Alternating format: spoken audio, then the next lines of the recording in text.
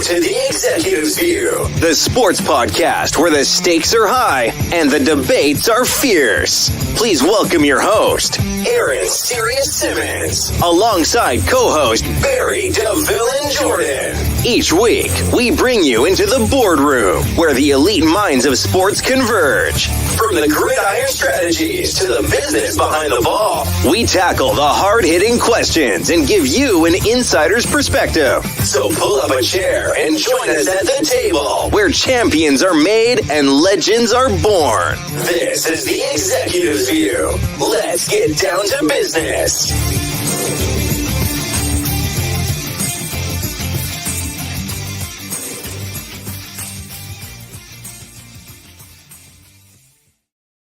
What's going on, everybody? Welcome to the Executive's View. This is the view from on top, man. You could be anywhere in the world on a Tuesday, but you're here with the executives, and I do appreciate that, man. You guys know how I get started, man. If you see the show, share the show. We're all over social media right now. Facebook, Instagram, X, Spotify. We even got a TikTok that we're about to start loading too. I'm talking to you, Larry. We need to get back on that. And it's doing some big things and big places, man. So it's a great time of year. Fall Classic is right here. We're in postseason baseball, NFL's in full swing, college football's in full swing. We had media day for the NBA. We got some college people moving from one conference to the other conference. There's a lot going on. But before I get these guys in here, I would like to start this show with a moment of silence, man. We lost two legends yesterday, Dikembe Mutombo and Pete Rose. So before I even get my guys in here, I'm observing a moment of silence for those gentlemen.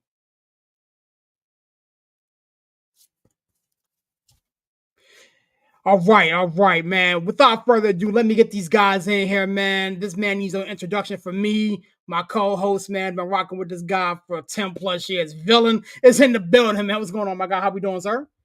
Yes, sir. Villain is in the house. Good to see you, Larry. Good to see you, Sirius. Rocking with y'all tonight, man. Had to take a little hiatus, but last week, but y'all held it down. Lovely as always. And the villain's back. Feel me, man. Y'all need to feel me with no hands in this piece. Let's go.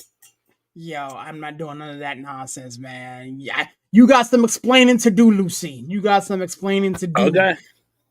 Larry's in the building, my guy. How we doing? Good to see you, man. We was talking in the green room. You've had some issues, but good to see you in the building, man. How we doing today? Yeah, man. You know, hey, like you always say, man, we real life dudes. We have real stuff going on, but we make the time for every Tuesday. You know, we make it happen every Tuesday. I'm over here kind of like, you know, watching the intro, you know, and we got Aaron and Barry on there, man. We might need to be like some Frankie Beverly and Maze. We might have to put like featuring Larry and featuring Coach. Yeah, you know, hey, featuring Harold Melvin and the Blue Notes. Featuring.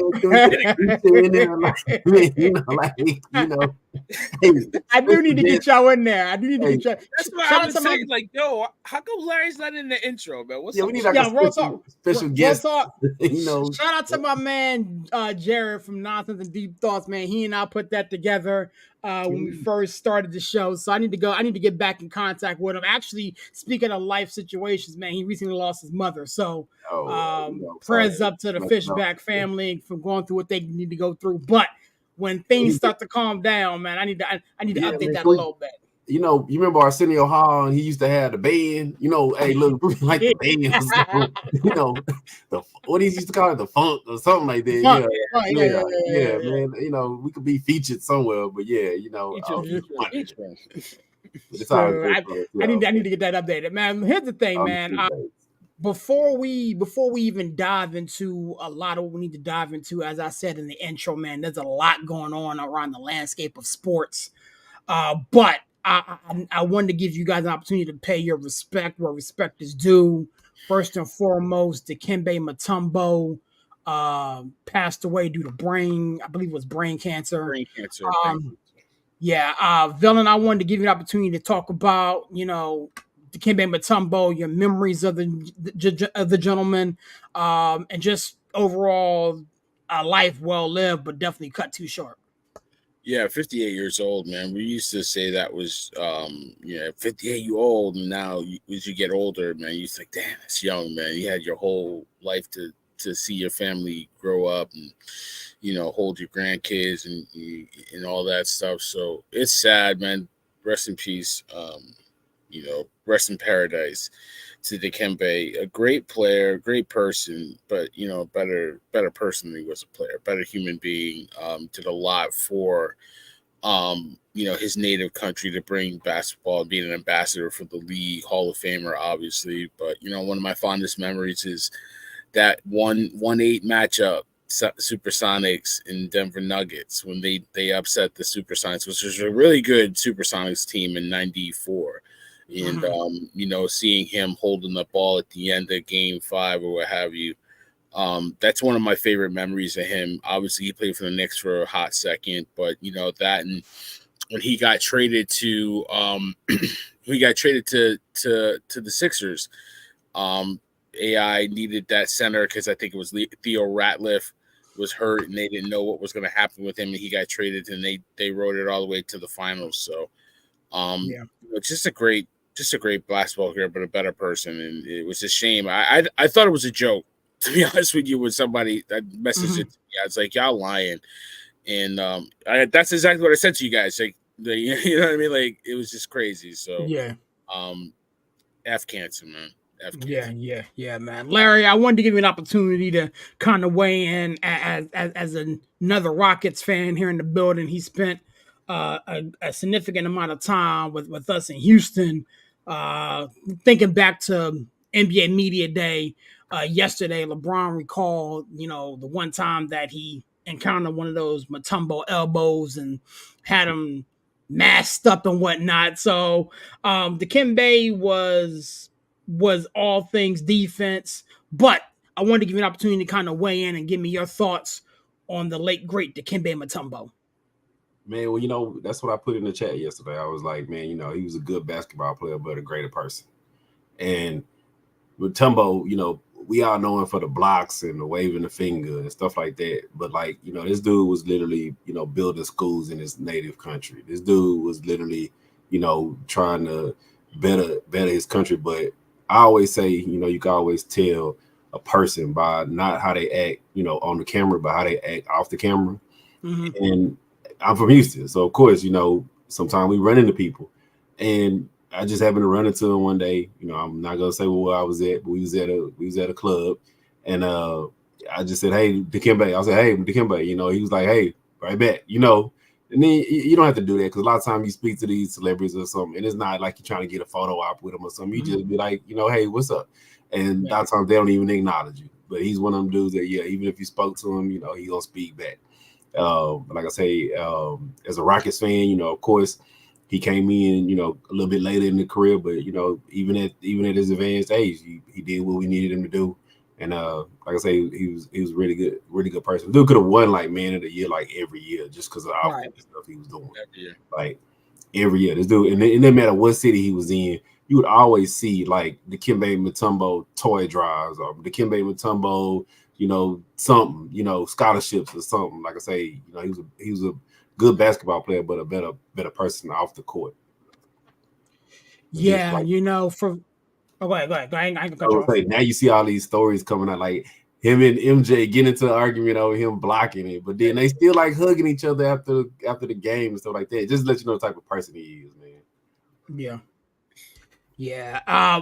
My thing for me, man, looking at Dikembe, and just what he's been to the game, it was weird just watching the evolution of the big man. And I think that he was part of the big man evolution of the big man movement, just watching him play defense with high intensity, watching him kind of take over and control a game early on in his NBA career. I wanted to reference the 1-8 matchup that Villain was talking about when they beat the Sonics. Just the overall jubilation and the excitement that was on his face when they won. Just this picture right here is what Villain was talking about. Like, it's just he controlled that whole series. You know, if you think back, I mean, that those Sonics teams were insanely talented. Like Villain, you and I, you know, with the previous publication, you know, got into kind of heated conversations about the Sonics and whatnot. But you got to give credit where credit is due. Them Sonics teams were legit, and nobody gave this Nuggets team a shot. But those 15 men in that locker room, and watching how he evolutionized the big man and, you know, put an impact on defense from Georgetown. How many big men come out of Georgetown, you know, now because of Dikembe? I can name off 10 to 15 big men that kind of came out of Georgetown, and he kind of paved the way for that, and made it so that big man is now cool. Now, I'm not sure if he would have survived in today's game where you got Cat shooting from, you know, the perimeter and whatnot. But it was good to see the bulk of his career. The picture with him and Allen Iverson will forever be etched in my brain, you know, on that 76ers team. So rest in peace to him. Also, shout out to his family. I'm sure they're going through it. Keeping in that same spirit, Pete Rose finally left us, man.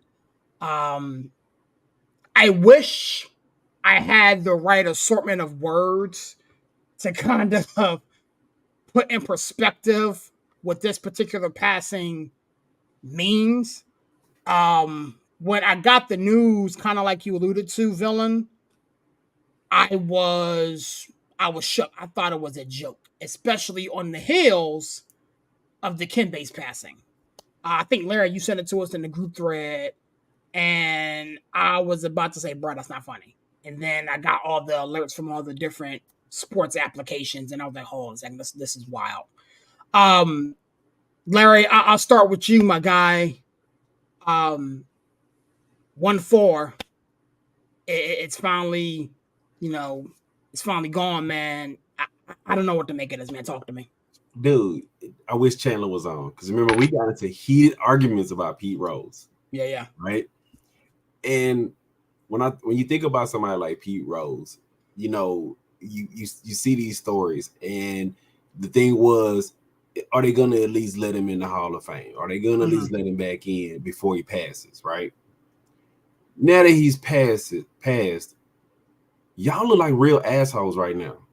Like some real assholes, because that's what the subject kept coming up as. Would they at least let him in the Hall of Fame? He's getting up in age. We let him in the Hall of Fame before he passes. Now it didn't happen. Baseball ain't even put out a statement. And that's, I hate to say it, but we're gonna go there. That's the fucked up part about it. Like, you can't be a Pete Rose, and I get it. You know, you're a Hall of Fame player. And did you make a mistake as a manager, right? And we've seen this before, where, you know, do you go in the Hall of Fame as a player, or do you go in as a manager, or do you go in as both? You could have put him in the Hall of Fame as a player, and then not put him in as a manager, or say, hey, you can only do the Hall of Fame festivities, but you can't, you know, coach, or you can't be a, you know, an instructor or nothing like that, you know, or something like that. You can't manage anymore. You can't manage anymore. But you can be in the Hall of Fame. And when it comes to like baseball, you know, I hate to say it, but baseball, y'all gotta realize that y'all are no longer, you know, America's pastime. I hate to say it like that, but you guys are also not the number one sport. And when you do these things like this, like we all would never be able to say we watched that dude play, but like Shoeless Joe Jackson, like they throw his name through the mud too, because he cheated on baseball, but owner wasn't paying them. The owner was shafting them. But it's okay to put the owner in the Hall of Fame, and he was shafting them. But then the fallout from him shafting, they threw the World Series. But it's okay to throw them under the bus. Like, you know, for every cause there's a reaction.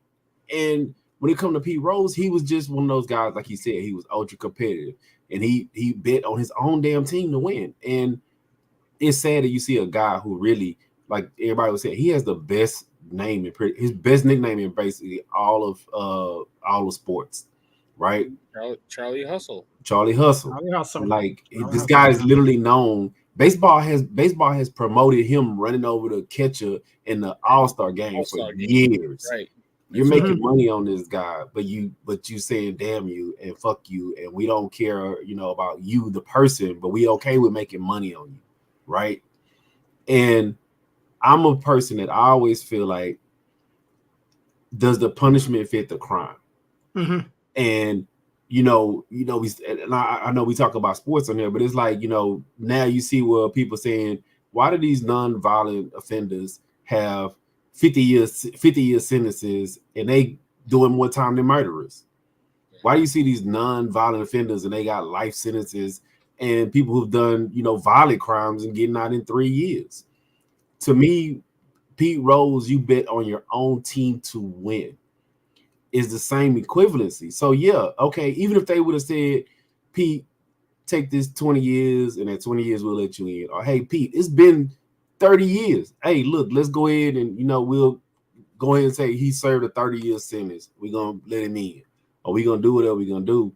But we know how baseball is. It's the reason why now they're Hall of Fame players, and they're like, oh, you didn't even get caught with steroids, but you were in the probe, so we're not letting you in either. And that's not fair to these guys who really earned it, bust their ass. And you got the all-time greatest bust your ass, hustle, grind it out, 24 seasons. Like, man, this dude deserved to be in the Hall of Fame. And they're gonna look real shitty if they say, oh, well, now we're gonna let him in. And the guy's passed, he's never had his day. Honestly, like I'm gonna be honest with you. Like I do believe in villain. I'll let you work here in a second. I do believe that if baseball attempts to let him in now, it will go over about as well as that fake Sean Taylor memorial happened out here in DC. Yeah. There is no way on God's green earth at this point that you can go to Pete Rose's family and his estate and all his fans and be like, okay, now that he's passed away, we can acknowledge his greatness. It's such a slap in the face, and I hope the MLB does not attempt to pull out our heartstrings. I hope the MLB does not attempt to play us for fools. If he was good enough to get in before he passed, don't try to put him in now to curve your conscience. And that's all it would be. Stand on your business. Did y'all read the letter? He wrote a letter. He wrote a letter saying, hey, I made a mistake. Please forgive me. Like, dude he was really being, sincere about, hey, I'm owning up to my mistakes. This is, and think about it, this is like 80-year Pete Rose. This was like almost 40 years ago that he was suspended. Like, and then y'all still didn't let this dude in? That's real shitty. That's real shitty. What? Yeah, I mean, to me, go ahead, Venom. Yeah, go ahead, Venom. Go ahead. Go ahead, Venom. No. Go ahead. No, I mean, I totally agree, and it's like, I'm not gonna curse because my mom, she watches and she hates it when I use bad words. Sorry, mom, but because everybody knows my mom a church lady. Praise him and raise him. Yeah, raise him right. Listen, Larry's right, and he bet on baseball, and I think he was arrogant enough to lie about it and stand on his lie. And that's what baseball held against him for so long. And, he admitted to finally that I bet on baseball, 10 plus years ago. And we all thought that if it was basically, it was the unwritten rule. Like if he admitted to what he did, then they would probably reinstate him. He admitted to it, 10 years ago, more than that, and nothing happened. Like he was allowed to be in the top players of all time at the All-Star game. It was a great moment for him to really kind of get that acknowledgement without the Hall of Fame. The crowd went crazy for him. They acknowledged him. You know what I mean? The crowd, most crowds are pretty, and most fans are pretty for certain things, and I think they had forgave him for that. The fact that we're talking about it and saying that he should be in is proof in the pudding right there. Charlie Hustle deserved to be in. You know, I was talking to my brother about it yesterday, and it's like, don't get on your high horse if you're baseball, because there's a lot of people that are in the Hall of Fame that don't belong there. If you want to take the moral road, right? We can go into it all we want. Pete Rose is a freaking racist that nobody liked, and then nobody kicked him out. So, you know, Shoeless Joe Jackson is a Hall of Famer in my book, and didn't throw the game. There was no proof that he ever did, but he's vilified for, you know, since he's been gone. So it's a joke. And I think, listen, Pete Rose, rest in peace, his family, you know, prayers up to them. You know, one of the best hitter ever. You know, you can argue it as much as you want. You know, numbers don't lie. The thing that bothered me the most yesterday, and I'll leave it at this, is that I was scrolling through IG as I normally do, and Baseball Hall of Fame put a tweet, put a Instagram post out for Pete Rose, and I was like, if that's not the most disrespectful thing I could think of, is the Baseball Hall of Fame putting out an Instagram post about Pete Rose. Like, Barry, I don't even have to say anymore, Larry. Barry, I don't even have to say anymore. Tell your mama to mute because Larry's on one tonight. This is the fucked up shit about Baseball Hall of Fame, right? They have Pete Rose shit in the Hall of Fame. His glove, his glove, his bat, his ball, his cleats, but not him. And everything. Yeah, but not him. So when people go and pay their money to go to the Hall of Fame, you can make money on my stuff. I can't go down there and say, "Oh, give me my stuff back," because I gave it to you. I'm not being an asshole. You know, give me my ball and my bat. I'm going home. No, You're not doing that. But you guys are making money on me. But it's not okay for me to have my bust and me be part of, put on my jacket and me to be part of the festivities. They got Shoeless Joe Jackson stuff. If you know me, you know I'm a huge Barry Bonds fan. They have Barry Bonds stuff in the Hall of Fame, but every year he comes up, no, you're not Hall of Fame worthy. Nah. If I was Barry Bonds, I would walk in there right now. This my shit. I'm going. Give me my shit. OJ Simpson style. And it's like Pete Rose. Like, if you look at it, Larry, like everything he did on the field as a baseball player is undeniable. And everything that he was vilified for, it was nothing he did between the lines. Yeah. Nothing. Like, nothing. I mean, and every one of the hits, the walks, the strikes he took, the outs he made, the throws he made, nothing he did on the field is what he's being punished for. So the player needs to be in the Hall of Fame, and that's it. Yes, I mean, well, here's the thing. To Larry's point, if the Major League Baseball is going to put the stuff that he wore while he was betting on baseball, then it will make the most sense to put the bust of the man that wore the stuff right next to it. Like, it make sense. Yeah. But they didn't want him to make money off of the fact that he is Hall. But they're making money off of that, and that's what's hypocritical, right? And for the three of us to go to the Hall of Fame, we have to pay money to go in there and see these exhibits and take the pictures with the stuff and do all the things. And there's an additional fee that you can do an MLB experience and all that type of stuff.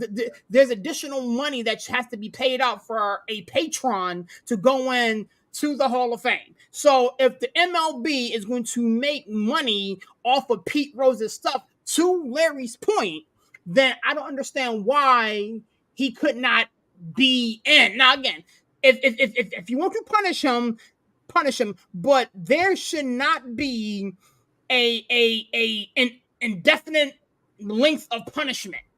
Especially, again, we spoke about this on this network and the previous one. If you go down the list of the men that are in the Hall of Fame, you got racists, you got a lot of people that do sexual predatory type stuff. You got domestic violence. You got drug users. You got some people that did a bunch of other stuff. The fact that this man was held out of the Hall of Fame for doing what's actually legal now, which, again, makes it all the more wilder.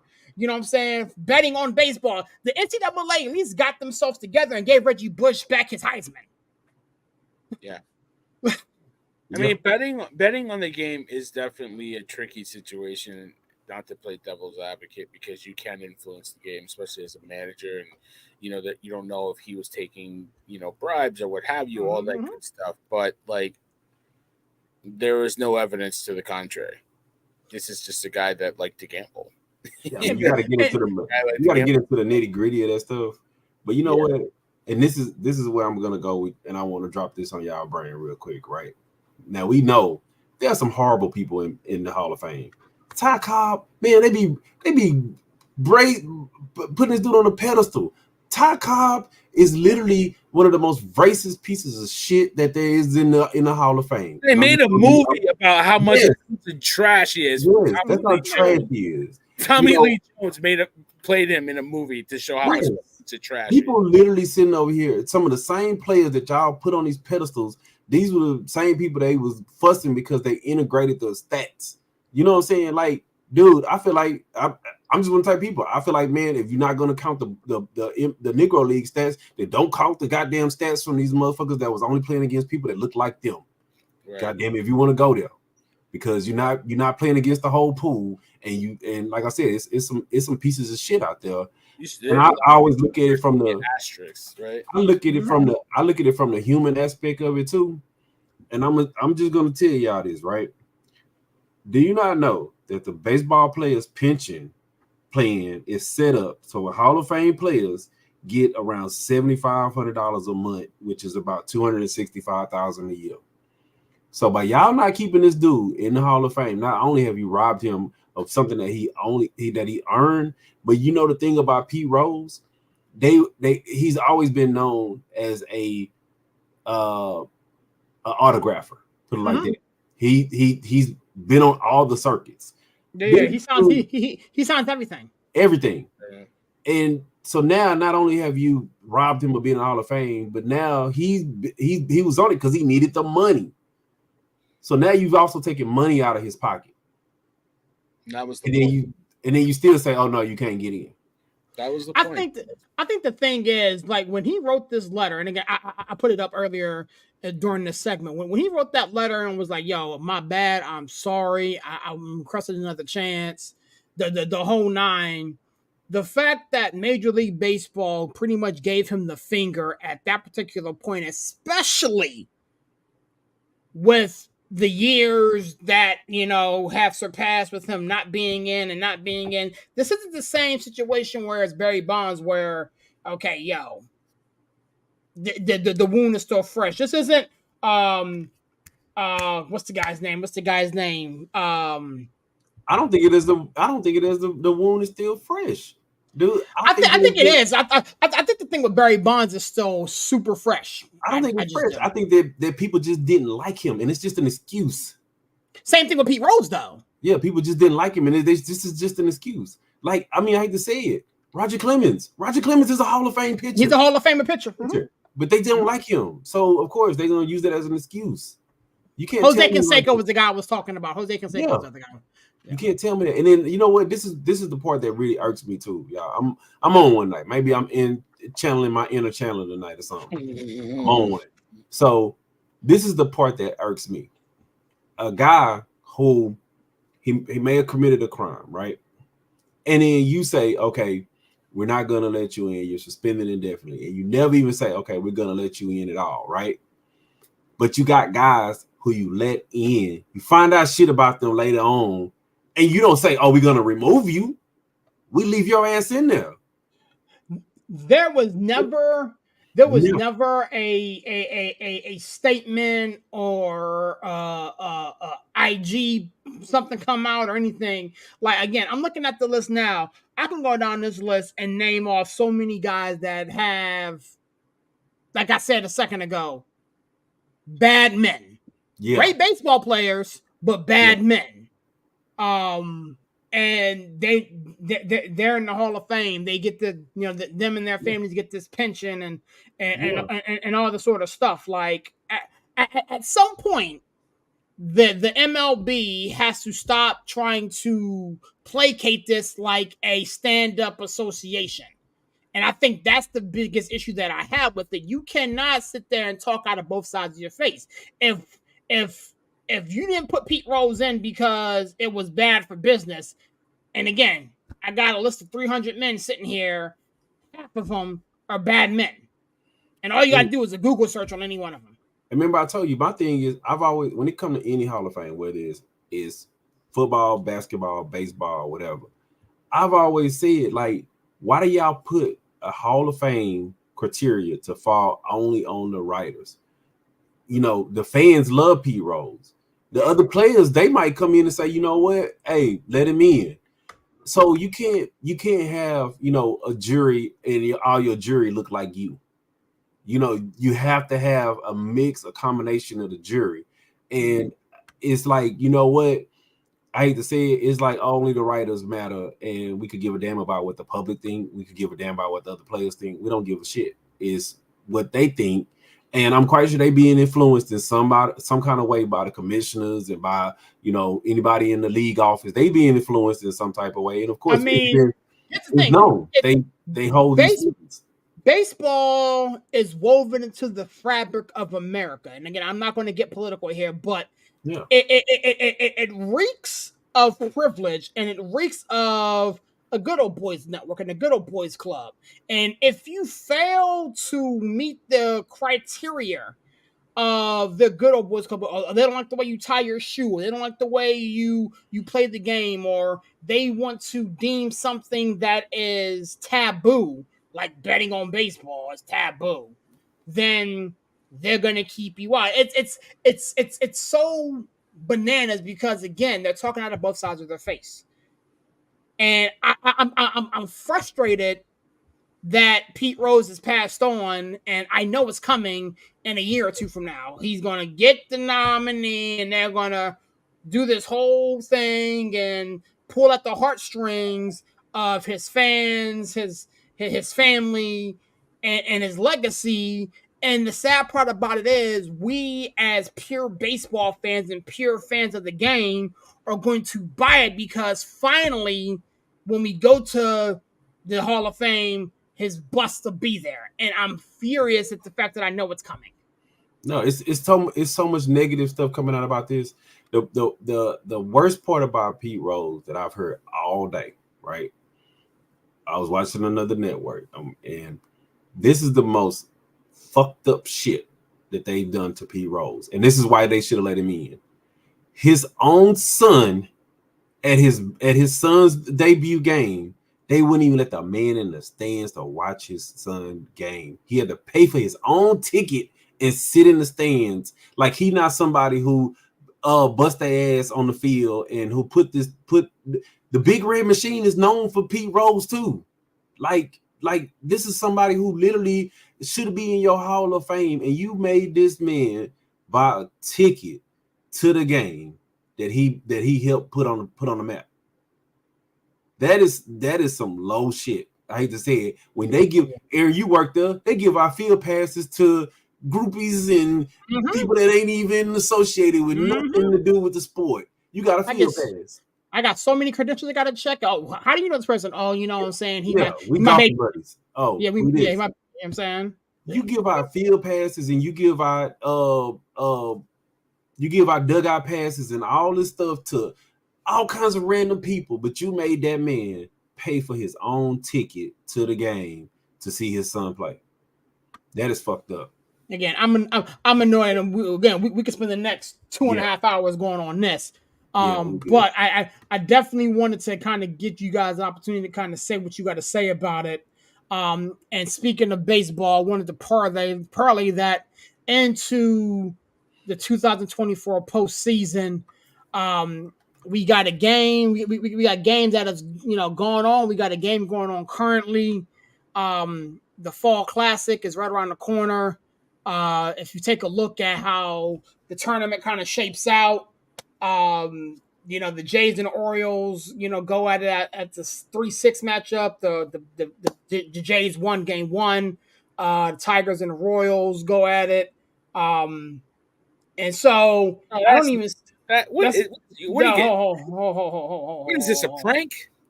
I'm lunching. Jay, I'm lunching. Jay's a I'm face. lunching. I Yeah, am the I'm king. like, what is Aaron talking about? Hold on a Like, second. Hold what on. day is that? Hold on a second.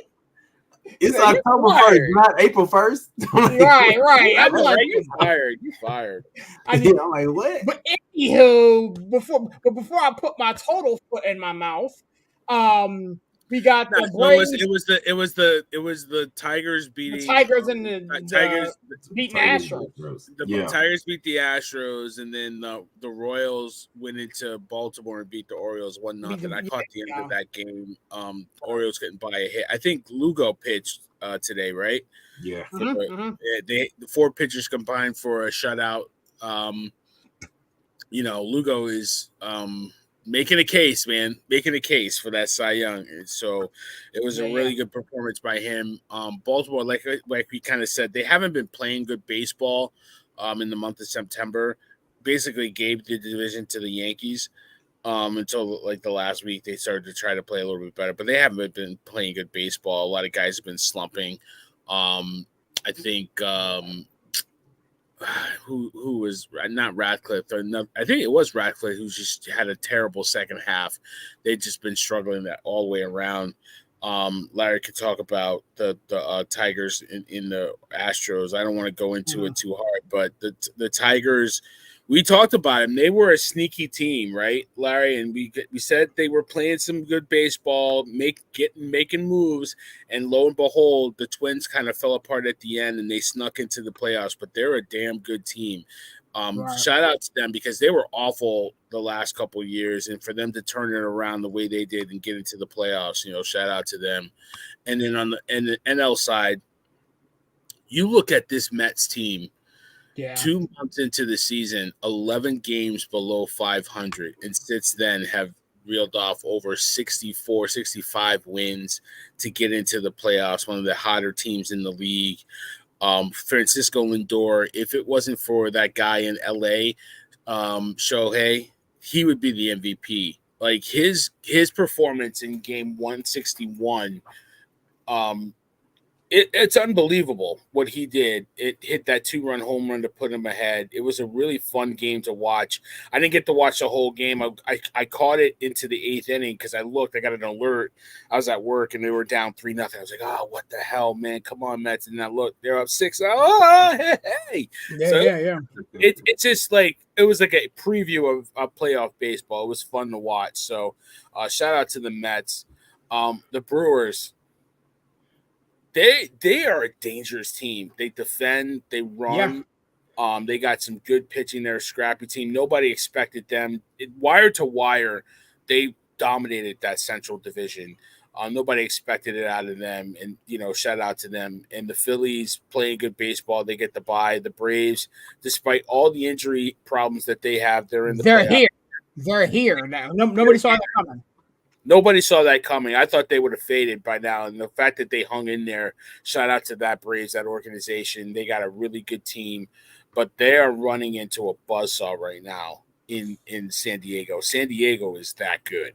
Like they check a lot of boxes. 4 good starting pitchers, probably the best bullpen in baseball, and they can hit. They're a really good team. They would be in first place in a lot of leagues in a lot of seasons if it wasn't for how well the Dodgers have played. So, I don't think anybody wants to play the Padres in the playoffs. I think the Padres. I'm looking forward to that next matchup, to be honest with you.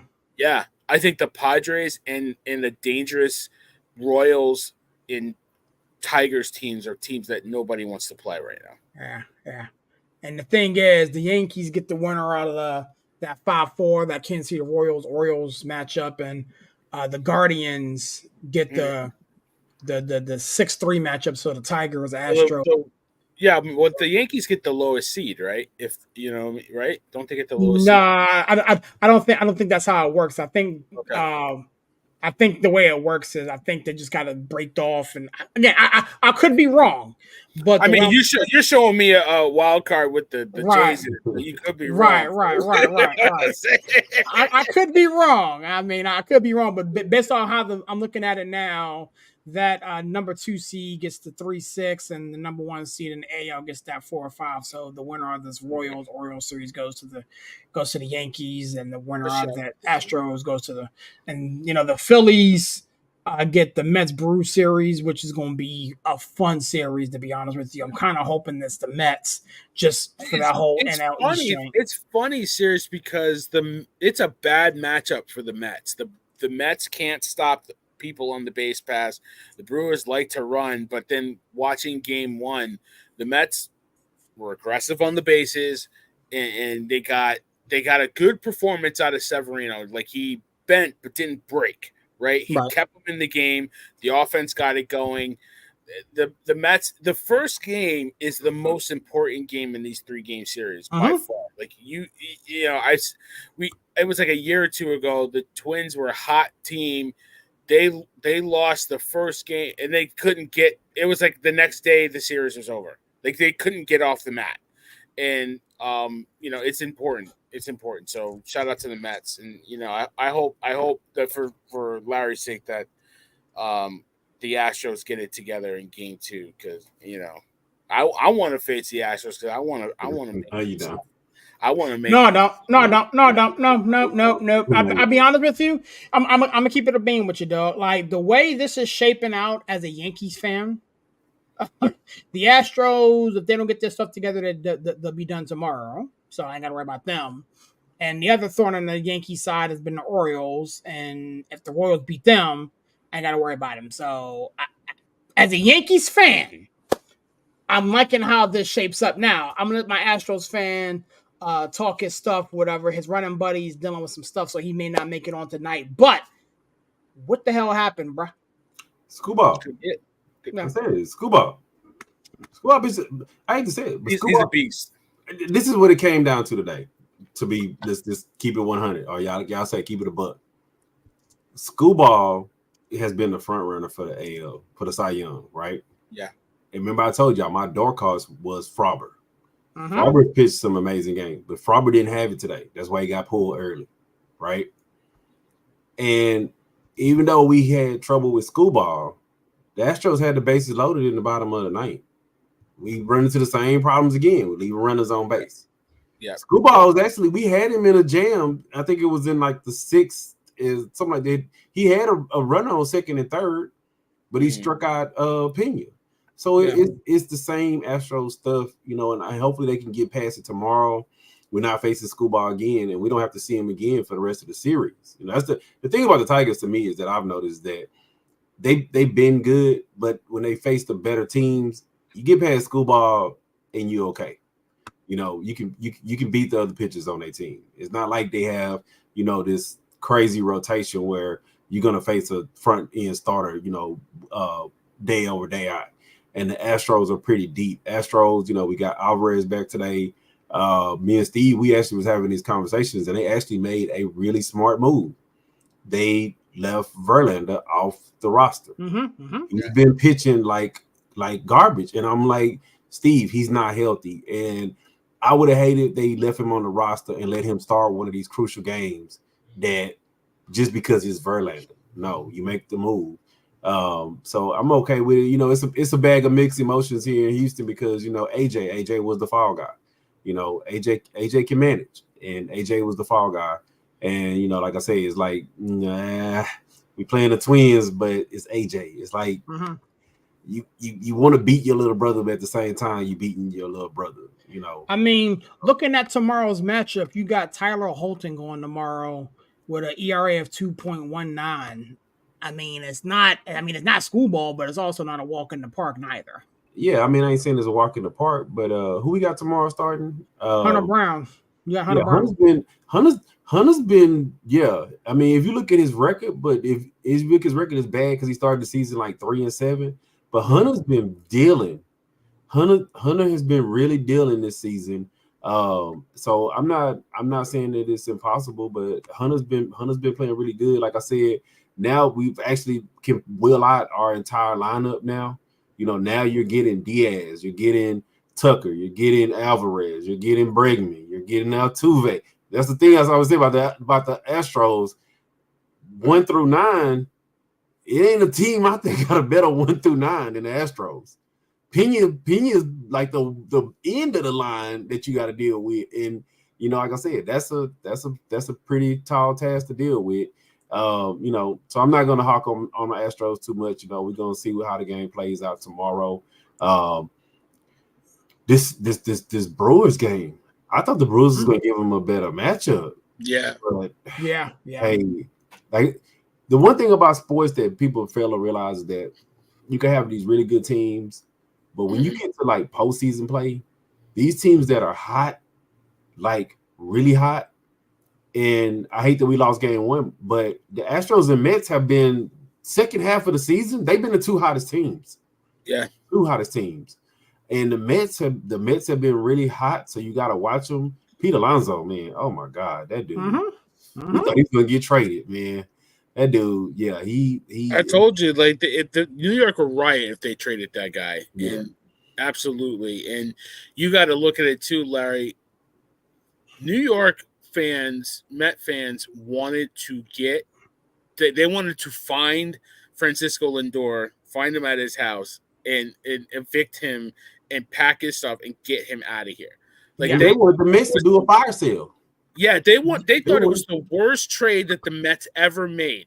And the Mets have made some pretty bad trades to get Francisco Lindor. And to go, he had a horrendous start to the season. Yeah. And to be where he was and look at where he is now, like he is beloved.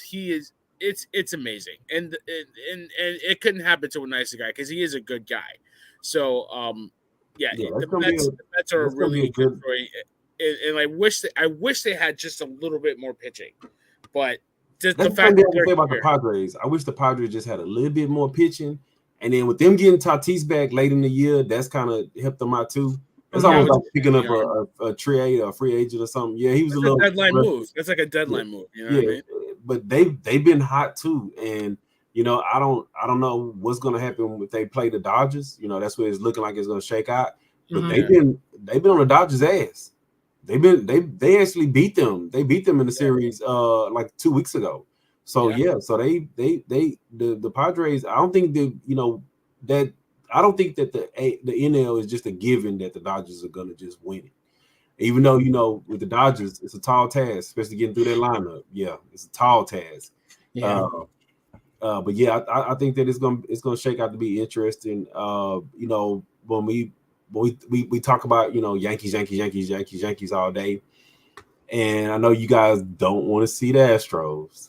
Nope, sure don't. I ain't afraid of no Astros. We whooped their behind. I ain't thinking about Astros. That big bad monster is a big bad monster for a reason. You need to exercise that. You got to be the man. You got to beat the man, right? Like the Nature Boy says. So if I want to earn it. I want to win it, but I want to earn it too. Like, listen, we. Listen. There are some battles that we don't need to fight. Like, let's keep it a buck. Like, if we got to exercise that. We got to exercise. Listen. If we want to exercise, go to the gym. There are just some teams that just have our number. Serious don't speak for bad. Listen.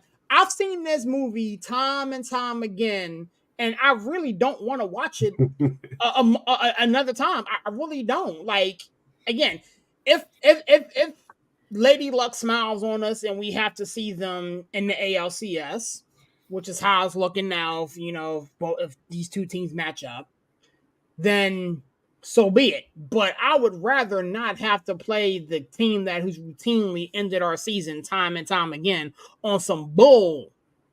Like, Aaron Judge can't seem to hit the ball well when he's facing the Astros pitching. Everybody else, he's smacking the cover off the ball. No, he's betting like 100 against the Astros. Like, you know what I'm saying? I think it's a different Aaron Judge. But you know what? This is what I'm gonna tell y'all guys about the Yankees, right?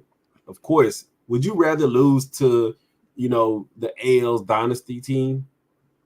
Would you rather lose to them, or would you rather lose to the Royals or somebody who I don't even care. No.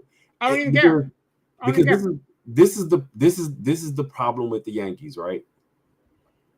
You can outside of Soto and Judge, who else really hits consistently on that team? Juan Carlos can swing the consistently bat. or just at all. Like, I mean, Yeah. if you get contributions for anybody else in the lineup, you're good, right? It's like bonuses, right? But yeah, I mean, it's not bonuses. It's just if those guys are going to be there. Those guys are Jazz like a stereotype. Jazz is swinging the rock. No, pretty well, that's what I mean. Like, so, that's what I mean. Like, you're gonna Soto and Judge are going to be there, but if I have no idea what's going on with Rizzo right now. Rizzo's hurt again. Yeah, Rizzo broke. He's got 2 fractures in his finger. So you know what I'm saying? that's what I mean. If you can get a good series from one guy, Torres at the top of the lineup, if it's Volpe at the bottom of the lineup, if you bring in the Martian Dominguez, or if you have if anybody, Stanton could get in there and mash a couple hits. Like, you know what I mean? Like okay, man. So let me drop this on your brain too, right? And I want 2 Yankees fans' opinion, right? Yeah. If you're not getting hitting outside of your 2 main hitters, right? Mm-hmm. And we all know in baseball, you got to get through the lineup at least 3 times. Sure. What's been a Yankees' Achilles heel all season? Our closer. Yes, you got to bring in the you got to go to the relievers. He will not be closing. The only thing he be closing is the door behind the actual dude that goes in. Our damn closer can't close. Call Luke Weaver, come on in, and then look Clay, close the door behind him. He got to go out there and Clay freaking Holmes, man. That's how the Yankees won so many championships, because you knew when you got to Mariano in the postseason, it was a wrap. But the thing is, Larry, you're right, and Clay Holmes has been a disaster. But since he's moved out of that high pressure role, he's actually pitched better. And Luke Weaver has come in there and really pitched very well out of the bullpen as a closer, whoever they need. So I think the bullpen is a problem. I think getting a starter in the back end is going to help. I don't know if it's going to be Stroman or Cortez, however they want to do it. But I think if you get one of those guys, I think it should be Cortez. I think me and Sirius talked about who we want. But if you can get those guys to get you 9 outs. But Cortez has had some meltdowns in the playoffs. Versus the damn Astros. Once again, you're proving my point. He's had some meltdowns, man. You know what? I don't want to talk to y'all no more, man. I don't want that. I'm gonna talk to my wife. I don't want to talk to y'all. Hey, he's had some meltdowns, and that's what I'm saying. Like, Sirius is hitting it on the head. Like, the Yankees, y'all beat us during the season. You know, y'all beat us when we wasn't at full strength. But do you want? Now y'all ain't full strength. That's what we do. That's what we do. I'm gonna say we close to it because Tucker ain't all the way back yet. But when we beat y'all wasn't at full strength. That's what you gonna do. You want Tucker now? The season. We had a lot of people. We didn't have Cole. We didn't have Cole. That's your own damn fault. That's your own damn fault. Hey, look, we all admitted on the show that was their fault, the way they handled the Cole situation. But I'm saying this is that, and Sirius is hitting on the head. Oh, the Liberty won game 2. You get to that third at bat, and y'all got to bring these relievers in, and you still having to face this really deep Astros lineup. That's where it becomes a problem. And worry about beating the Tigers in game 2 and then how that. I ain't thinking about that. That's all I'm saying. That's all I'm saying. Listen. I'd rather not mess around with that. The show is gonna be way interesting if we get that matchup again. That's what I want. That's why I want that. You're gonna have to have your mom not listen. I'm gonna have to tell people at my church to not log on. Like, it's gonna be a lot of stuff. I mean, real talk. I think that the Orioles will give y'all a good matchup. The only thing about them is that I don't think the Orioles are gonna make it. I don't think the Orioles young, man. They need to grow up a little bit. But they haven't won a playoff game in over 10 years. Like, I don't think they're gonna make it just because they played horrendous down the stretch, Larry. You saw them. They couldn't be. I mean, it was funny when they're losing to the Tigers, and now you look at the Tigers. They earned their way into the playoffs, but they were not playing good baseball at all. We went to Baltimore and swept them. Yeah. And you watched those games. What was it? It was the pitching. Pitching, and they couldn't hit. They couldn't hit. But I mean, like I said, we're gonna see how this shake out. We're gonna see. I mean, I think it's actually, to me. I'll just give you guys this. this is actually a really good wild card series across the board on both sides. It's some really good matchups. I get it's a wild card, but I wouldn't want to see, a wild card and the teams getting blown. I want to see some good games, and I think these are some really good matchups. I'd rather see good games and close matchups when my team's not playing it. Like I'm cool watching Baltimore, 1-0. I'm cool with that. Houston, Detroit 3-1, close matchup. Yeah, I'm not trying to see that. I'm really not. The thing that I got a bad heart, man. I ain't trying to see Jesus. The only thing I don't like about it is that when you have these teams and they had these off days, the bad thing is now you having to kind of like rewarm yourself back up again. You've been sitting cold because you ain't played in a while, and I don't want to see. I like I say, me personally, I would love to see Yankees and Astros, but I wouldn't want to see us going to play the Yankees and y'all cold because y'all been sitting. Yeah, that's what bothers me about sitting a week.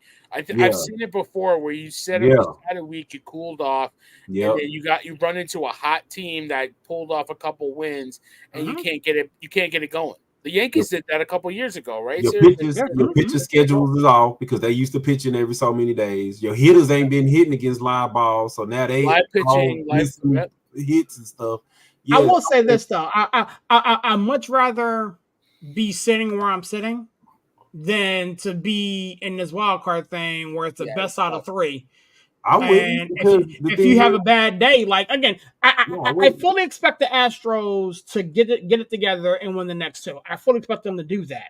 But again, as an Astros fan, okay, I'm here to buck with you. You're going in tomorrow knowing that if your starting pitcher has a bad day, your season's over. Right. Okay, so you know what? I'm gonna put it like this, right? There's two reasons why I'm not really tripping. One, because nobody expected the Astros to be what they was, not the way they started the season. Nobody expected them to be what they were at. I hate to quote Rudy T, but you can't doubt the heart of a champion. Right. And for them to even get to where they're at, then I look at it from that standpoint. Okay. But I also look at it from the standpoint of this entire playoffs, right? It literally went down to like the NL went down to the last day of the season. Mm-hmm. Like, I get it. Some teams came out the gate hot. Yankees came out hot. Orioles was on fire coming out the gate. I thought they won the division. Yeah, and then now it's so tight where there is not a big difference between your 1 and your 6 seed. These teams been playing. Kansas City's been playing good. We talked about these Tigers. Like, it's not like it's a huge disparity where you got this 120 win team and they about to wipe the field with everybody. It's not been like that. So the gap between us and the Tigers is not a big gap to me, and I feel like that's a series that can go either way. I will say this though, like I'm not going to use the Tomlinism because, again, I'm not too sure if you get it, but to me that's seeking comfort.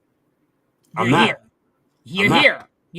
Like, I'm here. I wanted to win. Don't get it twisted. I wanted to win. Regardless of how you got here, you're here. So I'm not going to let you guys rock with, nobody expected us to be here nonsense. You're first in the AL after starting off as bad as you started. First in the AL. I want them to lose. I want them to lose. I want them to lose too. I want them to lose. I'm gonna say this: these Rangers fans is upset right now, and they should. So when you telling me, man, look, don't take no comfort in being where we at because nobody expected us to be here. I say, man, I'm saying it to say that nobody expected us to be here. I'm proud of them. I want them to win the whole damn thing, but I'm proud of them for picking themselves up off the mat. Like, you're welcome. You're welcome. These Rangers fans over here, they still on the mat over here. They trying to pick their face up. Is there really a such thing as a Ranger fan? Like, I mean, I feel like they was established in 2023. That's what I'm saying. we got a baseball team here. Yeah, All right. I was just going to Six Flags, but I guess I can hang with y'all a little bit. Yeah, they got you say the business established in October 2023. Exactly. 1 year in business, How's that DeGrom trade looking for you? Right? All these Astros fan clubs popping out of Astros, but Rangers fan clubs popping out of nowhere. You start seeing. I went to a Rangers game here, and you start seeing Ranger fans come. I'm like, wait a minute, I done been to a Rangers and Astros game before. I ain't seen this many Rangers fans coming out the woodworks. Yeah, man. Yeah. Like I said, it's a whole lot of salty Ranger fans right about now. So like I said, think about it. I mean, y'all division has been a two horse race all year. It's been Orioles and Yankees, right? The Mariners, they should be because they led the division all the way up until that train came squeaking up behind them. But yeah, even the Mariners fans, man, they a little salty too. But I'm not taking no solace, man. I want my Astros to win every goddamn thing. I wanted to give y'all the smoke. Yes, I want to see that happen. I'm just saying, I'm proud of them, man. That's two different things. I can respect it. I can respect it. So I want them to lose. I want them to lose. But I want them to lose. Smoke. I want to see y'all get the smoke. That sounds like from a man with many years of frustration built up. Yes. There are years upon years of frustration built up, which is why I looked at Villa like he was crazy. I mean, and you know what? And you know why I say this? I'm hoping I know we're gonna win tomorrow because the two cardiac kids when it comes to the playoffs, Astros and Red Sox. Astros and Red Sox have been cardiac kids. You gotta nail in them. The thing is, y'all, I don't remember y'all being in this position before. Like you had a 1 or 2 seed. Yeah. So you've had the luxury of kicking back and playing best out of 7. This is the best out of 3. Nothing. We had one wild card, but we swept it. I think we had one. I have to go back and take a look at it. But we won that division like 10 years in a row. Yeah. Right. So it's a given that we're gonna get in somewhere. But yeah, I mean, we'll see what happens. We'll see what happens tomorrow. Yeah. Just moving on, man. I wanted to talk briefly. Again, we ain't got to spend a lot of time on it because believe me, we won't have a lot of time to kind of talk about NBA. But we've had an NBA sighting, man. Like the media day has come. We got some weird faces in some new places. Obviously, the father-son duo took center stage. We had Draymond and Steph talk about not having Clay. Before we even dive so far into training camp, whatever, man, what did you guys make of what's been going on around the association? We had a Karl-Anthony Towns trade that may or may not have went through. I haven't seen anything. It's official. It's official. Okay. So it went through like an hour ago. I had it up on my phone. I wanted to share it with you. So they, like I said, I talked to people today, and it was like the trade was looking to get done, but the details, the Hornets, what they were going to have to put into it, or who they would have to take. Was the thing that was holding up. So the Knicks get Karl-Anthony Towns and they draft rights to James Naji. The Timberwolves get Julius Randle, Dante DiVincenzo, Kia Bates-Diop, and a 25 first-round pick. So that's what the Knicks had to throw in.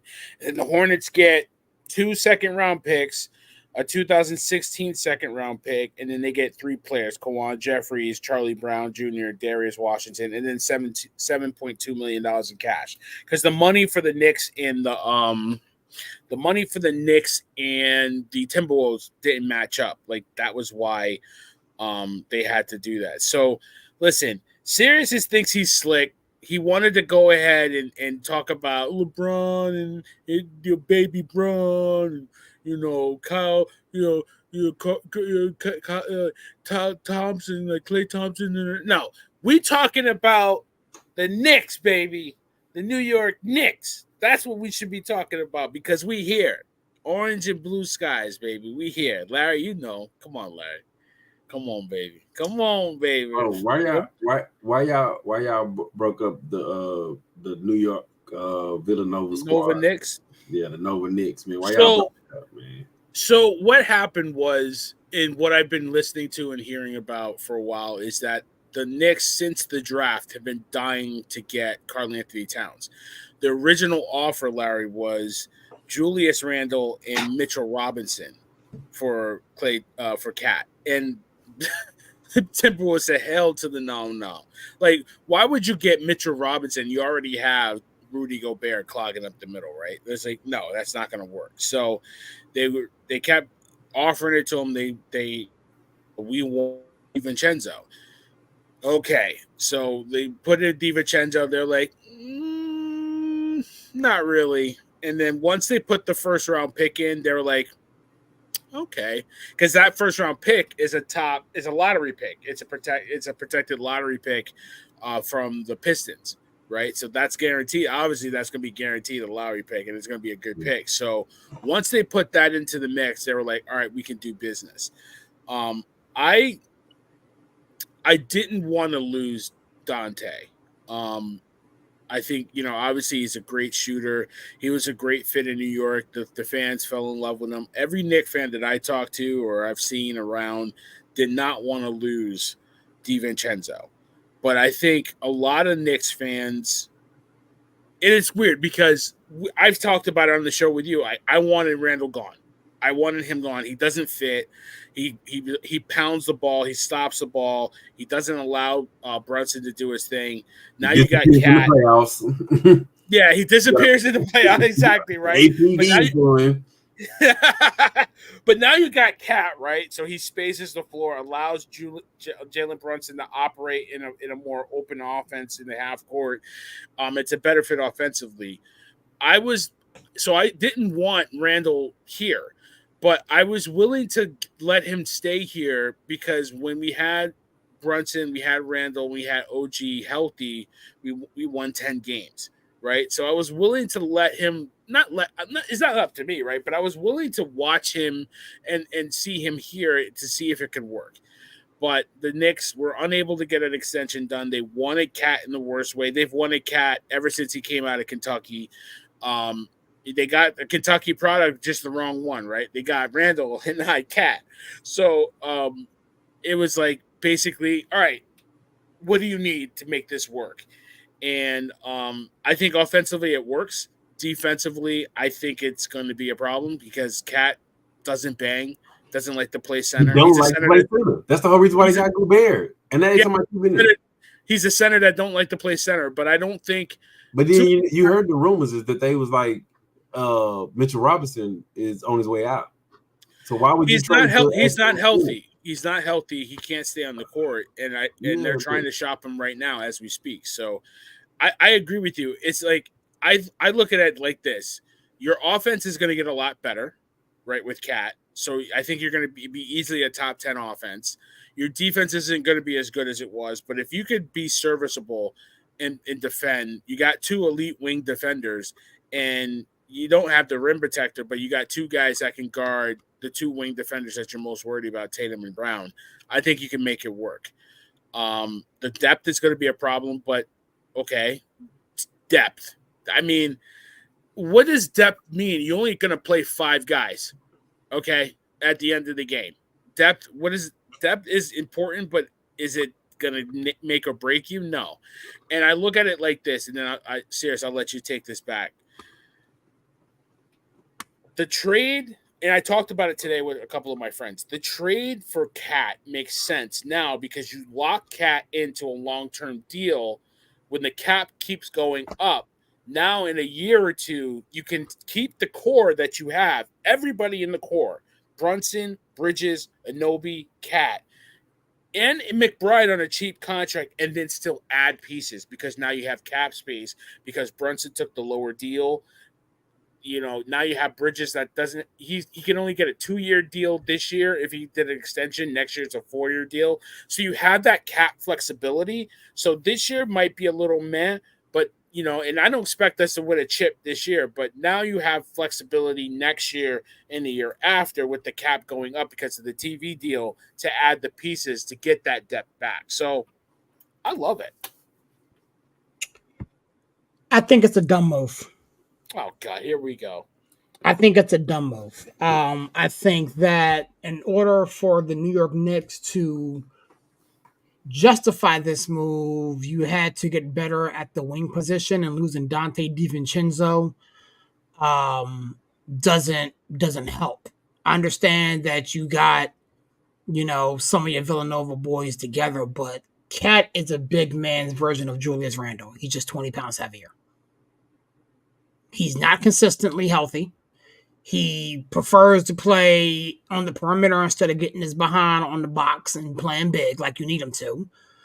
And I think that bringing in Karl Anthony Towns messes with the already established chemistry that this Knicks team had established. I think this is more of a name, acquisition than a fit acquisition, because you can't sit there and tell me that this guy fits what Thibodeau likes to do and what has worked for Thibodeau. You can't tell me this guy fits. There's not a tough bone in this man's body. There's not a defensive minded bone in this man's body. I know, but he's played for Thibodeau. And how did that work out? Not well. He played for Thibodeau. Again, I get it. But see, the thing is, this version of the New York Knicks, and again, when you do your Knicks show or whatever coming up, I may be in the comments. I may be in the comments talking about it or whatever.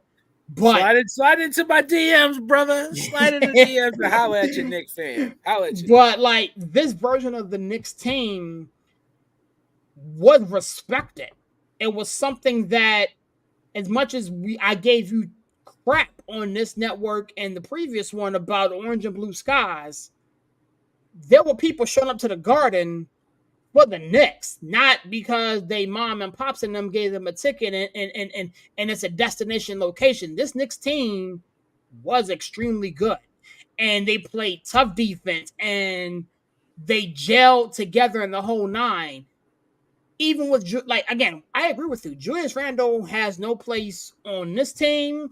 I don't think he has a place on any team. I think he's a waste of space. Mm-hmm. I think he is a old veteran that the game has passed him by. I honestly believe that. Like this, I'm not gonna go that far. I'm not gonna go that far. I am. I think about it like this. Julius Randle is one of 2 to 3 men that played in Kobe's prime. Okay? Kobe's been retired and passed on for years now. And this man can't seem to stay healthy. So the fact that I believe that the game has passed him by checks out, because he couldn't stay healthy playing on 90% of the teams that he's been on.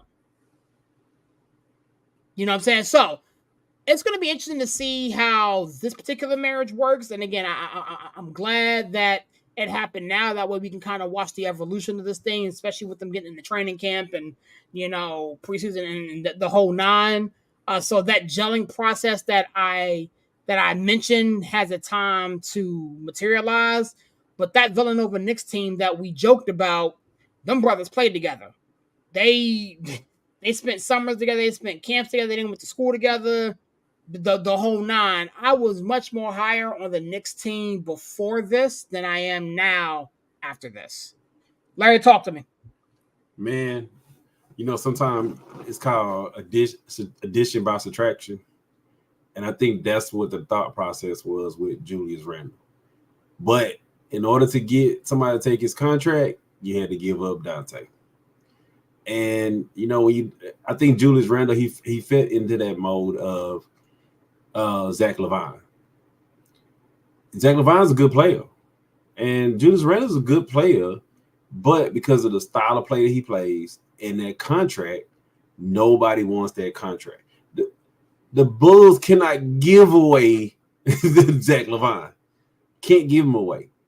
But this guy's a 20-point scorer in the league. Like, dude can play. Like, I think Julius Randle, he can play, but you have to have the pieces in order to mesh with his game. And you have to have a team that's deep enough to know he's going to miss some games. He's going to miss a lot of games.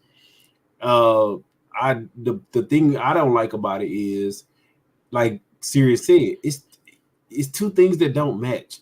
You put a guy on a team who needs that center that just wants to rebound and play defense. Just bring it up. You need a Dikembe Mutombo on the Knicks right now. You got scores, bro. You need defenders, rebounders, right?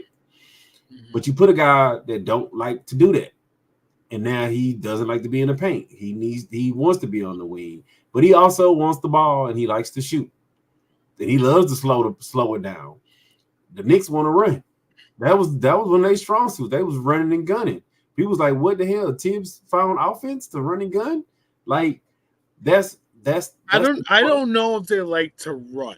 I think they had to run. Yeah, they had to run. Let me tell you, but he fed into it. Yeah, right. No, you're right. Most Tibbs' offense is slow the ball now. It's like watching 1996 Cavaliers over here. Like, man, you can get a whole cycle. You know, but they were putting them up. The four corners offense, yeah. But then I think to be honest with you guys, I hate to say it like that. I think that this trade is gonna work out better for the Wolves. It's gonna work out better for the Wolves because they gonna probably end up flipping Randall for something else because you got Naz Reid and you don't want to cut into Naz Reid minutes for Julius Randle. He can play on the side of Rudy Gobert. And DiVincenzo is going to shoot the three and open it up for Ant Edwards. I like Ant and DiVincenzo. Here's the thing: if I am the Minnesota T-Wolves, I would much rather move Gobert than Cat. Nobody wants Gobert. No, but Gobert will do all the dirty stuff you need him to do. Don't ask him to shoot free throws, but he'll do all the dirty stuff. Yeah, don't ask him to score. Yeah, you got scores on that team. Perimeter. Yeah, you got scores on that team. I wouldn't have moved Gobert. I would have moved Cat because you can play Naz Reid, and Naz Reid can play next to Gobert. And Naz Reid and Gobert can play with Ant. But the thing is, Naz Reid is a better sixth man than a starter. I mean, but you could have him fill in, or you could have him do whatever you need him to do. Like I said, I think that dude is a budding star. Like he's really blossoming. And like I said, you can have them play together with a DiVincenzo. I don't think you add a Randall because Randall's going to slow the ball down for them, and Randall's going to want the ball in his hand and shoot stupid ass 3-pointers and stuff like that.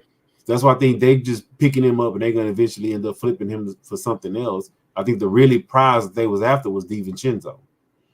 I think that's what they really wanted. But of course, you got to make the salaries match, and of course, you're not gonna get Cat from us for not giving up something. But I think that trade gonna actually work out better for the Wolves than it would for the Knicks. And like Barry, I'm gonna just tell you, bro, depth does matter, dude. When you're a starter and you playing 35 minutes, when you could be playing 31 minutes, it matters, bro. But I think the depth is. Yeah, you're not wrong, but I mean it in the standpoint. Many minutes. He burned them up. And I think they got guys that can give them minutes. Cam Payne can play. Landry can play. They got Morris. They got McBride. McBride's going to have to grow up really fast. I think he took some steps last year. A guy that couldn't crack the rotation and was a playoff hero for them in the first round. Now you're asking him to do a lot more. That's going to be interesting. How does he respond to that? But I think that's what I mean. Like the depth is probably going to be the problem this year, but I think in a year when they have a little bit more cap space and they can play with the sign and trade and stay under that second apron, which is an interesting apron now, I really think they're going to be fine. I think they're going to find pieces. Yeah, it's hard to create big threes now. No, we're gonna put an end to this LeBron shit now. You're gonna pay an arm and a leg for this. We ain't go there, but Yeah, I mean, listen, it was interesting. Somebody, I hate to say it like that, but we still talking about the beginning of the season and stuff. Yeah, we'll talk about that in a minute. Yeah. Okay. What about H-Town, man? How y'all feeling this year, man? We feeling good, man. We feeling good. We feeling real good. Sirius don't like what I'm seeing. What? Sirius don't like? Who's my man, Sirius, that you don't Alfie, like? Man, Alfie, dude. I do not like Alfie at all. He's a budding star, man. He's a budding star. I don't like him at all. I will say this though. Yeah, I think y'all gonna make the playoffs this year. I think y'all gonna make the playoffs this year. What's your definition of playoffs? Look out, play in? The Grizzlies are back. The Grizzlies will be back. So is your definition of playoff play in, or are we making it in the top 6? Top 6. I think play in. I need exactly whatever you're on. Ship that to me in Virginia, sir. Top 6. I think you'll be at 8, 9. No, I think we're gonna be probably 6 or 8. If everything stays healthy, if everybody stays healthy, and we don't have nothing stupid going on, we're in the plan. Nah, I think it's gonna be higher than that. Because you know why I say that? I actually think, to be honest with you guys, I think we're gonna see the Lakers be the Dallas Cowboys of this year. I mean, everybody says that every year, but they're gonna have some regression. They didn't make any moves like that. No significant. All they did was do what Daddy Braun wanted them to do. They didn't make the team better. It didn't get any better. I don't think that. I think we're gonna see some regression with the Warriors, and outside of the Nuggets, and the Nuggets aren't the juggernaut that they were. I don't think that they haven't figured out the depth. I don't think outside of the Nuggets and the Wolves, I don't see anybody else really being that unstoppable force. It's going to be tough in the West because all the teams are good, but I don't see it being where I cannot see them making a 6 seed. So looking at the West, all right, you got the Pelicans, who I think will be significantly better. The Dallas Mavericks, who I think why do you think the Pelicans will be better? Because they picked Zion up DeJounte. They picked up DeJounte. DeJounte Murray, and Zion lost 25 pounds. He is healthy. He's going to be. I think they're going to be significantly better. Dallas is going to be Dallas if they can stay healthy. I think it's stay healthy. Yeah. I think Phoenix will be in the mix of things if they can stay healthy. Obviously, the Sacramento Kings, the team people that nobody really talking about, Oklahoma City Thunder. I think are the best team. They're going to be. Are going to be in the mix. You got the San Antonio Spurs, who I think are going to be significantly better. I think the Spurs are 1 year away. I think they're 1 year away. What's your definition of 1 year away? Like, are they going to be in the playoff picture 1 year away, or is he going to compete for a championship 1 year away? Next year, I think they're in the playoffs. In the playoffs, yeah. I think they're building something. I don't think they have. I think they have good pieces. I like bringing in my boy from UConn, Stephon Castle, but I don't think it's enough. I think they're a piece or two away from being a playoff team. And obviously the Timberwolves are going to be in the mix. So, like when you start to look at these teams, the Timberwolves will take a step back, right? I don't. I think I think DiVincenzo, bringing his toughness, his attention to detail, his timely shot making. Obviously, Ant is him. And again, if all things are created equal, knock on wood, everybody stays healthy. Named all 5, and Rockies at number 6. I said Phoenix. I said Sacramento. I said Oklahoma City. I said Dallas. I said New Orleans. I said Denver. And again, I'm not understanding why. I mean, but I don't see New Orleans being better than us. I do. I don't see them being better than us. When we jump on this launch pad, I don't see them being better. We'll talk about it, but and we didn't even bring up the Clippers. Yeah, we just talked. Clippers gonna do. Clippers are not the Clippers. Their over under is way down. The Clippers have nothing left. Yeah, they're gonna do Clipper stuff, but I think that, like I said, 6 through 8, somewhere in there. Clippers will barely win 30 games this year. Yeah, we'll be 6 through 8, somewhere in there. Give or take. They have nothing. They have nothing left. Who's on the team? I ain't prepared to say that. So I mean, obviously they got Kawhi, they got Harden. That's it. Yeah. Kawhi, Harden, Terrence Mann. I like Terrence Mann. Yeah, they got a nice squad. Norman Powell, Kevin Porter Jr., guy who we all know as Houston. Who again, he's a bucket getter when he's not smacking stuff out of his lady. But another conversation another day. But I still say, man, I'm gonna say, man, 6 through 8. One of the two is where we're gonna fall at. I like your optimism. Don't get it twisted, because if you fall there come April, I'm gonna be doing cartwheels in my living room. Yep. 6 through 8. But I'm with my Rockets. I see a lot of potential there. I'll also see a lot of youth, a lot of Dylan Brooks is on my squad. He's a clown. Okay, he's a clown. I have Fred VanVleet on my squad. He's the only one that's an adult in the room. Other than that, we got first, second, third year players who haven't been there. Jalen Green was a complete monster last year. The tail part of last year. I need to see him ascend to that. Yeah. Alfie was a monster before he got hurt, dude. I'm not talking about Alfie. Alfie was a monster. I can't do it. I can't do it. Okay, Aaron. So this is where I'm gonna drop on both of y'all, right? I can't do it. This is why I say the Rockets are gonna probably do that, right? You gotta also remember the Rockets. Say we're falling with somewhere in that 6, 7, 8 seed, right? We are literally sitting on a shitload of draft picks, and we got cap space out the ass. No, yeah, we got a lot of stuff. So again, I'm looking at the roster as it's currently constructed. They can make moves, dude. Listen, bro, we still got Jabari Smith Jr. on the roster. Yeah, who we both all say we need to be moved. We still got this clown on the roster. You know what I'm saying? Yeah. Tari Eason can't stay healthy to save his life. No.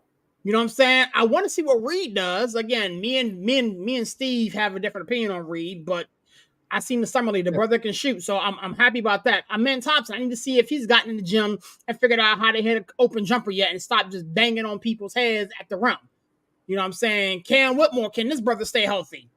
You know what I'm saying? I'm not sure what's going on with Uncle Jeff right now. I mean, again, there are so many questions, and again, because I study the squad like I study the Steelers, so there's so many question marks I have with this Rockets team that I don't have with the other teams that we will be competing with.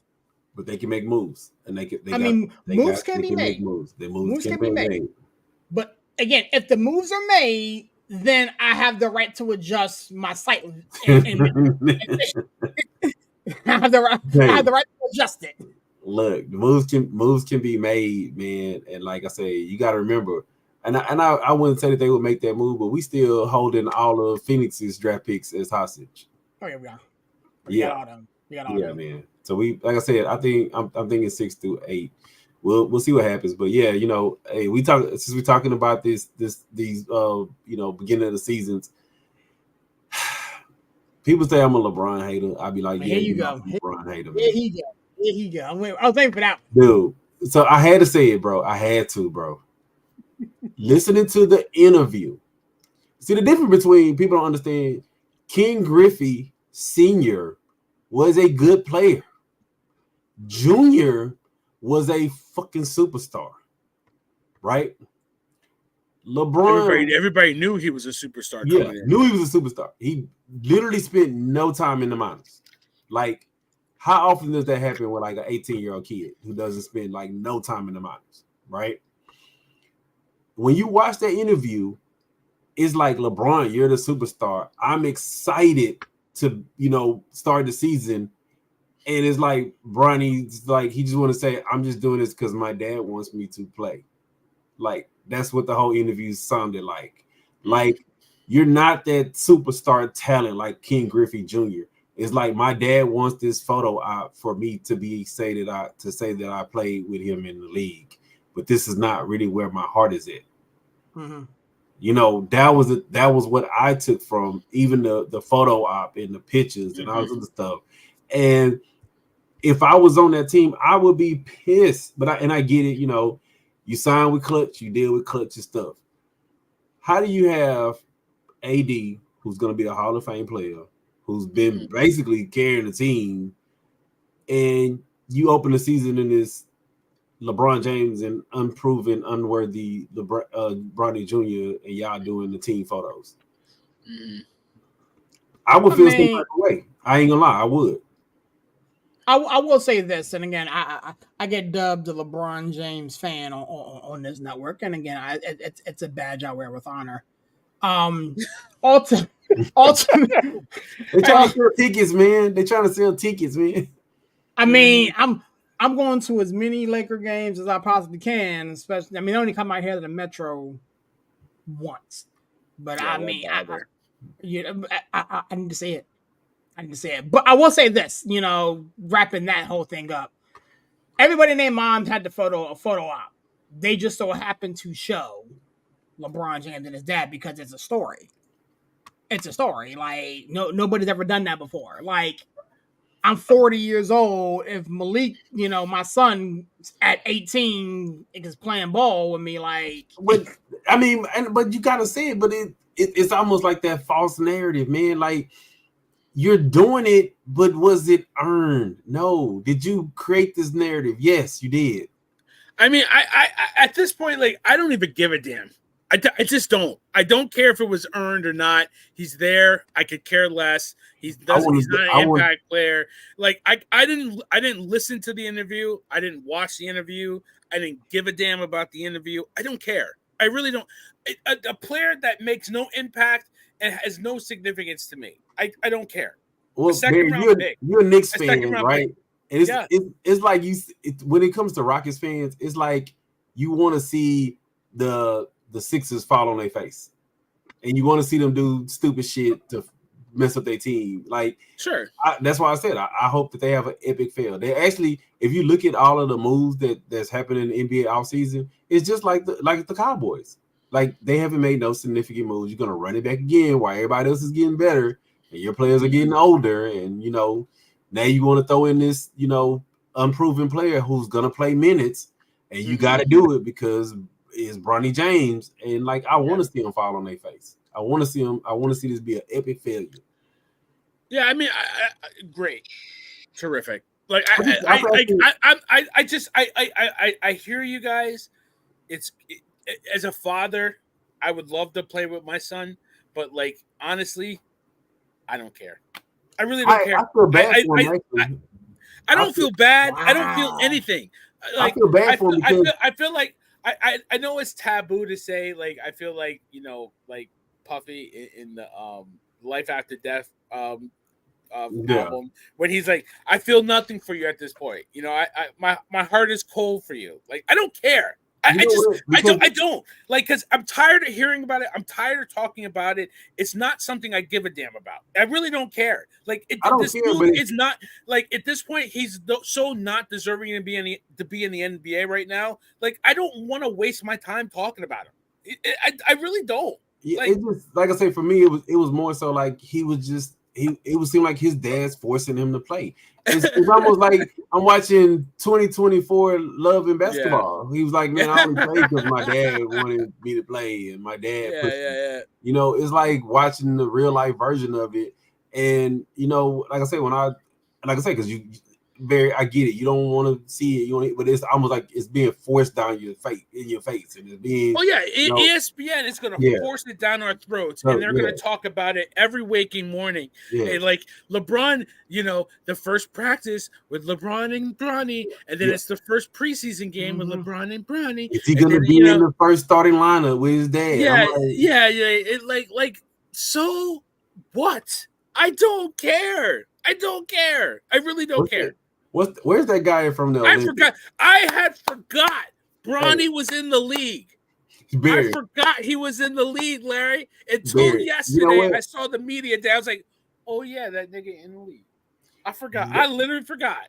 Bear, you know what? As a Rockets fan, you know what? I hope they play the Sixers and that guy from the Olympic dunks on Bronny first play like he did his daddy.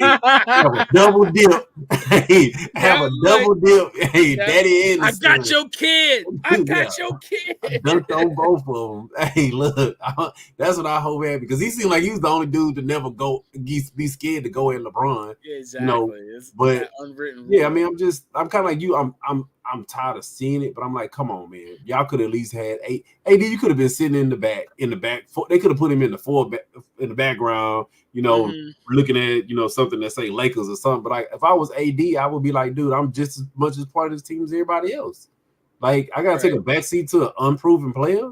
Like, I would be. They didn't even talk about the dude that actually made an All-Star team, Anthony Davis. They were just talking about Bronny. I'm like.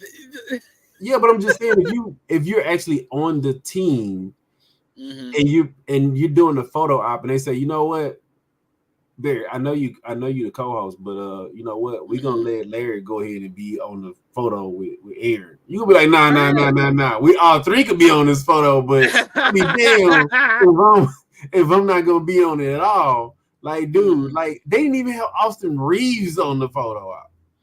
Like, so you already know when people walk in the stadium, you know what they're gonna see. Oh, really? My success has nothing to do with my dad. Okay, LeBron James Jr. Okay. Man, look, you know what I'm gonna say? Y'all East Coast dudes, man, and I said it before. Cameron said it, man. These dudes actors, man, they deserve Oscars. They deserve Oscars. I'm like, man. But yeah, dude. Hey, I mean, hey, Killer Priest said that first, so I can't. Hey, but you know the thing about it though, I do bunch of actors. Yeah, man. Look, hey, but it's like I say, but it's early in the season. We're gonna see what's gonna happen. But I see the Lakers being the Cowboys of the NBA. Mm-hmm. I will say this though. I will say this, and then we'll move real quick to get to football, and then I'll get you guys out of here. I'm glad basketball is back. I'm glad that we're sitting here talking about October baseball. Mm-hmm. It's great. It's a great time of year. Seriously, I love this time of year, man. Hoodie season is here. Yeah, preseason. You got hockey. You got basketball. You got baseball postseason. You got football and college football. You got WNBA now. Like all the sports. It's that equinox, right? That month equinox. Everything's hitting at the same time. It's just I love it. It's great. Yeah, it's a good time. I will say that, Barry, you kind of hit on it. Man, 900. It was like almost 1 million people watching WNBA playoffs. So yeah. Shout out to the Liberty for going up 2-0. Right now, the Minnesota Lynx is beating on the Connecticut Mercury. That ain't gonna last. Connecticut's gonna come back. We're gonna come back. Again, it's a great product that these ladies are putting on. You know, am I being that guy? Because I know Chandler will call me that guy, but people have always watched the WNBA playoffs. It was the regular season that nobody really watched. Yeah, playoffs have been good for a while. Like, I think that's fair. When I never really tuned into the playoffs. Like I would follow what was going on, but I never really watched. Yeah, but the Aces in Liberty, that was a big matchup. That was the WNBA. That was the WNBA. Was that the WNBA final last year? Yeah. So it's like I feel like people have always. And this isn't this year's playoffs. What are you doing? Yeah, I don't know what you're doing up. The Liberty. He confused over Is that it? Is that it? That's it. That's it, dude. Because the fever's right here. The fever's right here. Are you sure? I'm positive. Are you not entertained? Get out of my face, dog. I made that mistake once in my life. People. I mean, of course, the viewership ain't been this high, but I think people have always watched the playoffs because they want to see who win. But you know, people feel like this Caitlin Clark effect ain't real, but it's real. It's real. It's absolutely real. And only the haters don't want to admit it. But like you have to admit it. Like she made an impact. The salaries are gonna go up. Interest has gone up. You know, the fact that people are talking about it on ESPN and on First Take is we're not talking about the WNBA on First Take or on First Things First because of the Aces going for their third straight. Like that's not what we're talking about. I'm sorry. They ain't relegated to playing on ESPN3 at 4:00 in the morning. Exactly. Exactly. I mean, the only thing that's not keeping that game on ESPN as the Padres hitting another home run is the fact that it's baseball. Yeah, it's baseball. Right? Yep. But it'll be on ABC over the weekend. Yep. Yeah, that's wild, man. So with that being said, I wanted to transition into football, and I'm gonna encompass both the NFL and college in this one segment. I want you guys to both text me your picks for your confidence, whatever. But is it time to throw some respect on Colorado? Absolutely. I think this show has always given Colorado respect. I see a lot of people saying, "Oh, Deion can't coach. Deion can't coach." Yes, he can. All right. he's the head coach, and it's not like he has to do the game plan for both sides of the ball, but he's brought the talent there, and he's put it together, and he's built a program. That's what you ask a head coach to do. They beat a pretty good UCF team on the road. They beat them handily. Yeah, and they beat Baylor the week before. They're I don't know how good they are, but they are definitely a bowl team, which is a switch for a team that won one game 2 years ago. Yeah. Okay. Yeah. So it's time to even Paul Feinbaum had to stand down. Okay. So when Paul Feinbaum has to stand down on his rhetoric about Colorado, you're doing something as I drop my water. But you're doing something. You're doing something. I think honestly, we in this particular network have always, like you alluded to, Villain, given Colorado the respect that they deserve. I saw something, I believe it was Monday, where Colorado may mess around and get themselves not only in a bowl game, but they may mess around and get themselves into a playoff position. They might. Because I don't know if they will. I don't know if they will. Well, here's the thing: like, if you look at how they've played, now again, all things created equal, they didn't look good week 2, and they looked good the past 2 weeks. These two men may have to co-share the Heisman. Yeah, because I don't see how you can give it to one without giving it to the other. Yeah. Shedeur Sanders and Travis Hunter. The stop that Travis Hunter had on the go ahead score in overtime that caused the fumble, spectacular. The interception that he made this past week where he dove in front of the guy like a receiver, impressive. He's good in space. Shedeur is getting more protection from his offensive line. He's not really putting the ball in harm's way. Like, this is the future quarterback of your Knicks. I mean, of your Giants. Excuse me. I hope so. And I think now is really time for us to really start looking at Colorado as not just a story. It's not just some black guys with a Hall of Fame coach doing their thing. They're putting belts to booties, and winning these games, and they may mess around and find themselves in playoff position, not just a bowl eligible playoff position. Larry, talk to me, man. Colorado, he's doing well. If you want to talk about anything else you saw from this week in college football, and then I gotta talk Devontae going out, but what are you saying, man? Y'all know me. I've been a Shedeur fan. I've been on the Colorado bandwagon. This is the part that I kind of don't like, because I think people were, like you say, Deion was getting so much hate. Travis Hunter, I'm gonna go even further back. Deion's been getting hate because he talked Travis Hunter, who was the number one player, number one recruit, to go to a SBU. HBCU, yeah. HBCU. Yes. And that's when the hate started, because they wanted him playing for a Power 5 conference, Power 5 team, right? Yep. Have you guys noticed that this dude is doing something amazing? He did it last season. He's been a really good player. Normally, when you have somebody that's doing the things that he do, you see all the Heisman hype for him, right? Mm-hmm. Now he made that pose last week. Now you're seeing slow momentum for him winning the Heisman, right? Anywhere else, that dude would have been the favorite. He would have been on everything. Well, I think the issue with that is Shedeur is his teammate. Well, that's what I'm going with. That's what I'm going with this. Okay, I got you. That's what I'm going with this. Shedeur, same thing. Remember, I've been said, I say Shedeur is going to be he's the best quarterback coming out. You know who you've been seeing for the Heisman? Quinn Ewers. Quinn Ewers is going to win the Heisman. He's on Texas. They're going to win.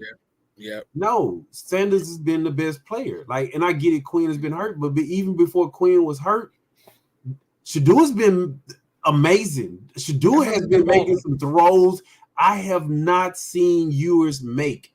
But us all week, even now, they're like, is when Ewers come back, he's the Heisman favorite.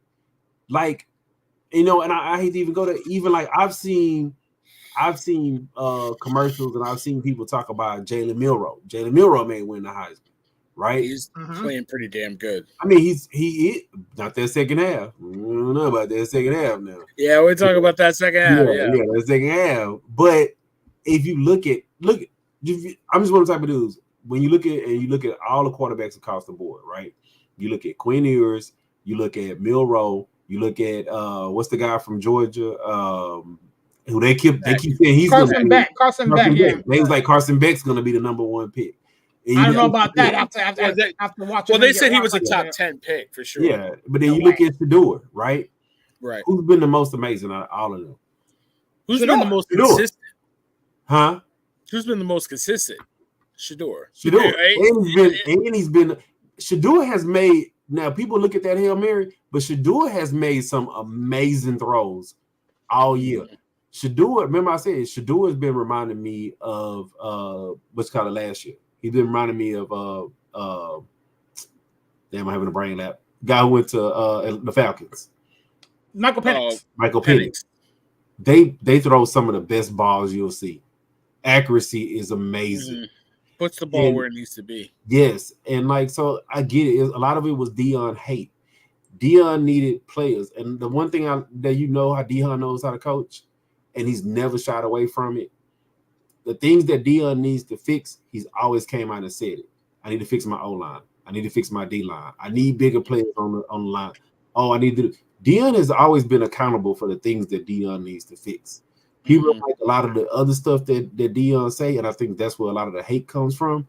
But if you listen to what Deion says, Deion, he comes out and he say, I'm teaching them how to be men.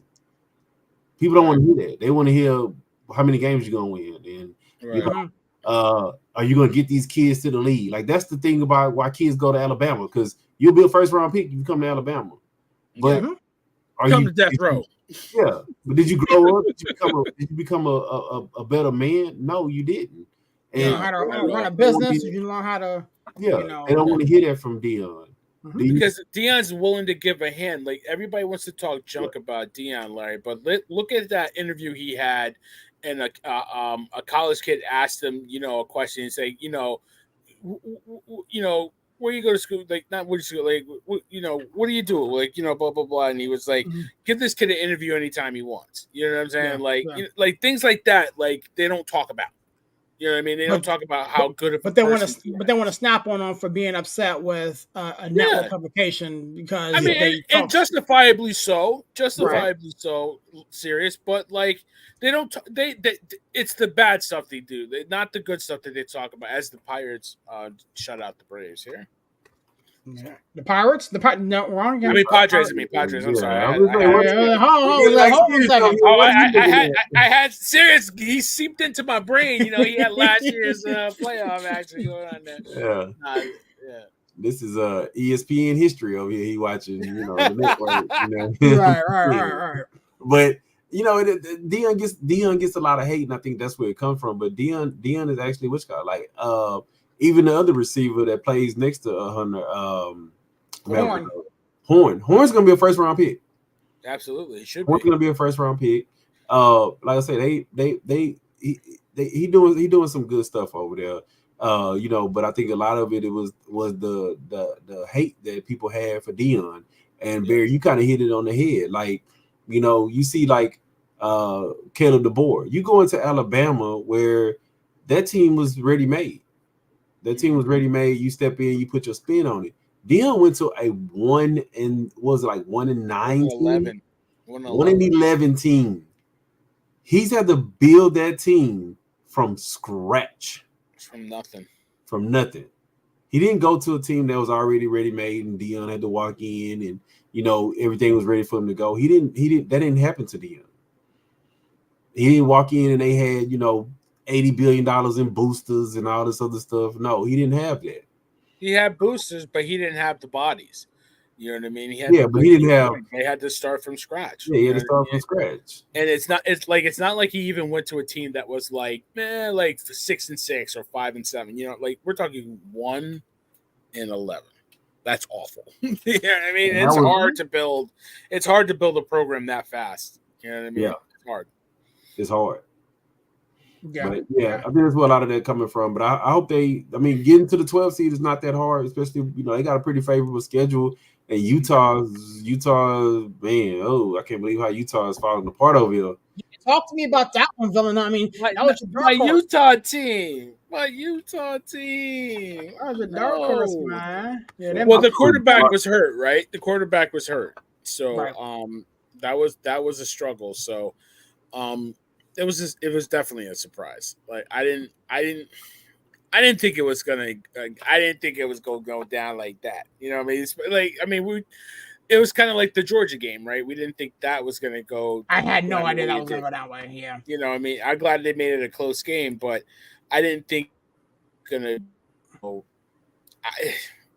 This Minnesota Lynx team is running away from Connecticut, boy. I know. That Georgia game, I didn't think Alabama was gonna come out the gates like that, but Georgia showed that they got a little harder. Georgia's gonna be there. Georgia's going to be well, there. I wanted to touch on that game. Is that so much the fact that Georgia made some adjustments, or did Alabama take their foot off the gas? Because I think Georgia's. That was a whole different ball game from Alabama. Alabama hung on and won that game. They didn't just. I don't think it should have been 28-0. All right, like I don't think Georgia's that bad or Alabama's that good that it was a 28-0 game. It was a couple of mistakes in back through the interception. They had they had another turnover or something like that. The muff punt, and Alabama took advantage. But I don't think it. I was surprised, like Larry said, I didn't think Alabama should be able to blow them out like that. I don't think Georgia would be blown out like that. So the fact that they came back in that game just showed that Georgia's a damn good football team. Took a lead and everything. They took the lead. But, I mean, Ryan Williams. Wow. 17 years old, LG. That kid is a freaking beast. And you know what I hate? Y'all know what I hate? And I hate it. I hate in the NFL. I hate prevent defenses. I hate them. Oh, of course. They prevent you from winning. Yeah, they prevent you from winning. Alabama should have lost that game. They should have lost that game. Yeah, they should have. You went into that prevent defense because you were up and it wasn't that much time left, but you went into that prevent defense. And I'm not a fan of prevent defense. Play defense. Don't play off the ball 20 yards down the field because you're giving the receivers more room to run around. You do. Yeah. And I mean, it was an amazing play. I'm not going to take nothing away from the young guy. I'm not going to do that. But I think that prevent defense, it will cost them the game. But then Carson Beck, and this is how you can tell the difference between him and a Shedeur. If you look at that interception, that was a predetermined throw. Yep. You didn't say I'm gonna drop back and they had time. You didn't say I'm gonna sit back and I'm gonna observe the field. That was a predetermined throw, and he threw it anyway. Shedeur probably wouldn't have threw that anyway. He would have said, "Nah, it ain't open. I'm gonna go with somewhere else, or I'm gonna run with it. I'm gonna do something else with it. I'm gonna throw it away. We're gonna run it back the next play." But that was a predetermined throw that he threw anyway, and that's why a lot of these college quarterbacks, I'm not a fan of them because they don't really survey a defense, read a defense, and make judgment calls. They look at the offensive coordinator, let the offensive coordinator make the call, and they run the play that the offensive coordinator call. And that's why they struggle in the NFL. Because you can't do that in the NFL. You can't walk off the line, look over at your coordinator and say, okay, we're going to run a different play. You can't do that in the NFL. But, it was a predetermined throw. And those two things cost them the game. But Georgia made adjustments. Mm-hmm. And I think they made adjustments, and they actually kind of, I'm going to say, they figured out what they needed to do to contain Milroe, because Milroe played horrible that second half. That's what I'm saying. Horrible. That's what I'm saying. And I don't think he was taking the foot off the gas. I think it was they adjusted, and he couldn't figure out nothing they were doing. Right. Well, I mean, I look at it like this. Like, you jump out on them like that, you have them, dead to rights, and you end up giving up the lead. In a hurry. In a hurry, in the manner in which you did. Like, I understand that, Kirby Smart is one hell of a coach. This is only his second loss in 3 years, whatever. Yeah, but it's his fifth loss to Alabama. Yeah. He's 1-5 against Alabama. That's a problem. Yeah. That's a problem. Yeah. He need more cheeseburgers in Georgia. But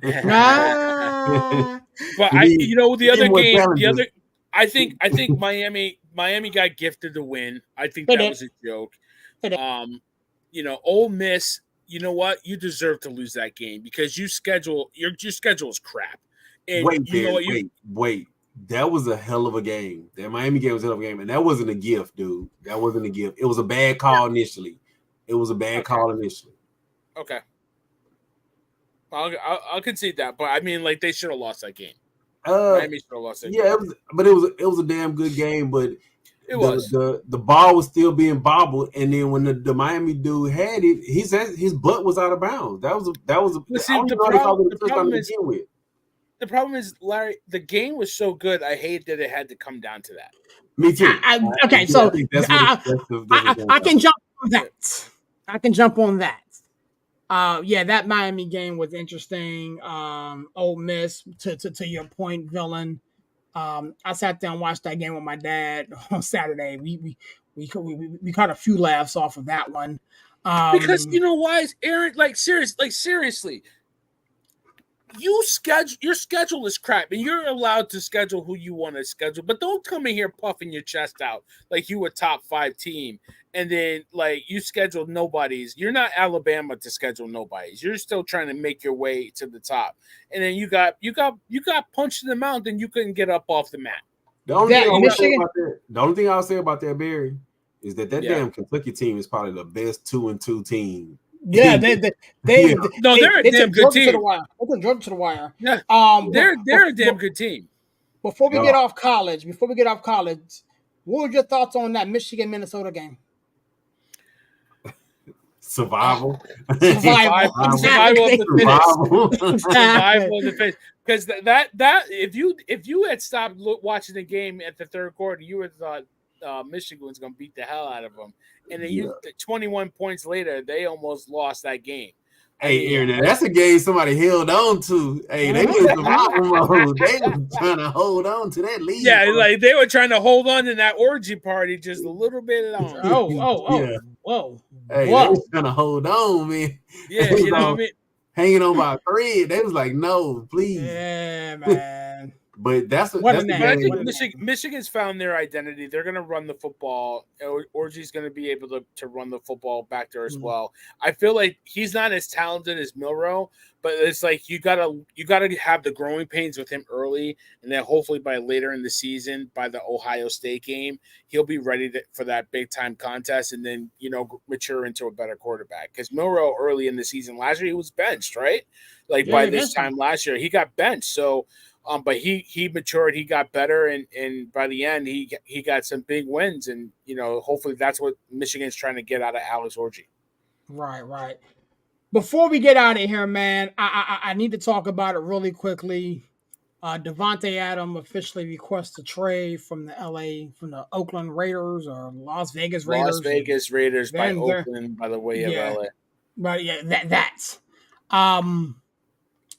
We're here again with another big time receiver wanting out. The usual names have come to the forefront. He was on a Kay Adams show today. Kind of ducked the question. His head coach, like the IG post that said Devontae's played his last down and for the organization. He was held out of the game on Sunday due to a mysterious hamstring. Is he about to go back to New York and link up with Aaron Rodgers, or is he going somewhere else, or you think this is a bunch of nonsense? Larry, talk to me. Man, I don't even give a damn. I Ah! don't even give a damn. Because you know they've been talking about this dude being traded ever since Aaron Rodgers showed up in New York. Right. Yeah. Like Devontae Adams, if y'all notice, like whole preseason, it wasn't even about like Raiders' expectations, and they played so hard for their coach last year, and are they gonna make a leap? The whole preseason, you know what they was talking about? Devontae Adams getting traded. Yeah. Is he getting going to New York? You know, is he going somewhere else? It's like, you know, if you're a player, right? And I'm just speaking of, you know, what we see. Mm-hmm. And every 5 minutes is, oh, you're getting traded to New York. Oh, where are they going to trade you to? Where are you going to get traded to? At some point, I'm going to be like, damn it. Trade me. Trade me. Trade me. Like, remember, that was the whole thing that we kept saying about the Ayuk thing. The 49ers was never like, oh, we're going to trade you. Where are you going to get traded to? It was like, no, we want to keep you. We want you here. Let's make you an offer. Let's work this out. Yeah. Ever since Aaron Rodgers showed up in New York, they've been like reconnecting with Aaron Rodgers. And then now this offseason has always been, where is he going to get traded to? Who's going to make the offer for Devontae? At some point, I'm going to be – and then on top of that, they're not like, you know, world beaters. They're not winning games like that. I'm going to be like, well, damn it. I'm getting a little bit up in age. Do I want to just go ahead and get traded? I think the thing that kind of brought this whole thing to the forefront, especially for this upcoming year, was watching that receiver series where he just talked about he's fighting for his life and the whole disconnect between he and the other quarterbacks, and then you come out and he and others get called out for making business decisions, as Adam Pearce said. Yeah. And now he's got a hamstring and he's not, dressing for the team and all this other type of stuff. So I think it's a culmination of a lot of things. I mean, again, it started, and I'm agree with you. It started when Aaron Rodgers signed with the Jets. It started there. And I don't think that's when it started. I think it started with Devontae. It started then. Devontae really started though. I think it started when Carr left. When they didn't. Well, I mean, Carr left. But that's why he wanted to go there. He went there for Carr. He went there for Carr, but the whole thing with Devontae coming to play with the Jets started 2 years ago when Aaron Rodgers signed. Sure. Yeah. No, you're right. Yeah. That's when it started. But I'll go even further. You know how many trade rumors this dude had been in? He's been in several. Same thing with Ayuk before they got that joint done. Yeah, he was Aaron. I sent it to Aaron Barry. He was actually involved in a trade scenario to the Niners. That was one of the trade rumors. That and it was confirmed that the Niners actually reached out to them to make a trade for Adams, and they would trade Ayuk to the Steelers. Like at some point, I would have been like, "Well, damn it, trade me, just trade me, damn it, get me up out of here. I'm getting older. I want to play for a championship." I mean, I know Gardner Minshew, he's a gunslinger, but Gardner Minshew ain't Aaron Rodgers, and he ain't Brock Purdy, and I ain't get to play with, everybody, that I want to play with. I can go play with everybody from the receiver series. Right. It's one of the things where at some point you like, damn it, just trade me. Give me about here. Yeah. Larry, not Larry, but Villain, you want to talk about it real quick, or are you done with it? No, I mean, honestly, real quick.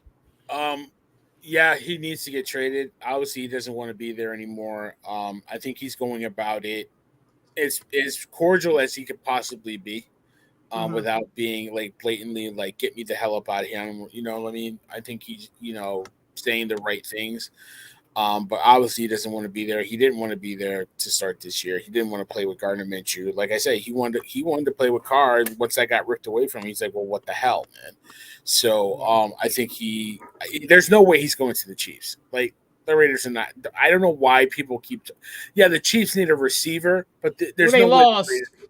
They lost Rice, so. Yeah, well, unfortunately, and prayers up to him. But there's absolutely no way that they would trade him to the Chiefs. The Jets make the most sense. I think the Steelers is the best fit, but I think he'll probably end up on the Jets because of the relationship with Aaron Rodgers. I know you would probably take him on the Steelers in a heartbeat. In a hurry. So, Right. I mean, I would love to see if the Giants can pry him away, but I don't see that happening. So, Mhm. I think the Bills are interesting. I think that's interesting, but I don't know if they can get that done. So, I think it's the Jets or Steelers, really, for me. He said the Raiders said they want a second round compensation and some other. And so if it costs a second round draft pick and some other bells and whistles, I Probably a mean second and a fourth, right? Probably the with that. the Raiders are making this pretty affordable as opposed to what the Niners were trying to get for Brandon Ayuk. You know, Which So I don't so think that's so. This is the part, So Ayuk's like 25. mhm. He's 31. So of course the asking price is going to be lower. And Right. serious, I think I mentioned that. Like I think I mentioned on your Steelers show. Would the Steelers be willing to even part with that to get a 31-year-old receiver? I do because again, Second round pick is not, it's not that cheap. It's not, rich as a first, but it's not that cheap either. Yeah. No. So, Well, I mean, you're back though too, right? You get a damn good player. Yeah, but still play. Aaron, your dad hit it on the point. That's not the Steelers' MO. no, we typically don't do that. We typically don't do that. So now, if it was a superstar safety, yeah, we'll give up, a first round for him, but not for a receiver. I think at this point, again, me and my dad kind of went back and forth off air before we even jumped on air with it yesterday.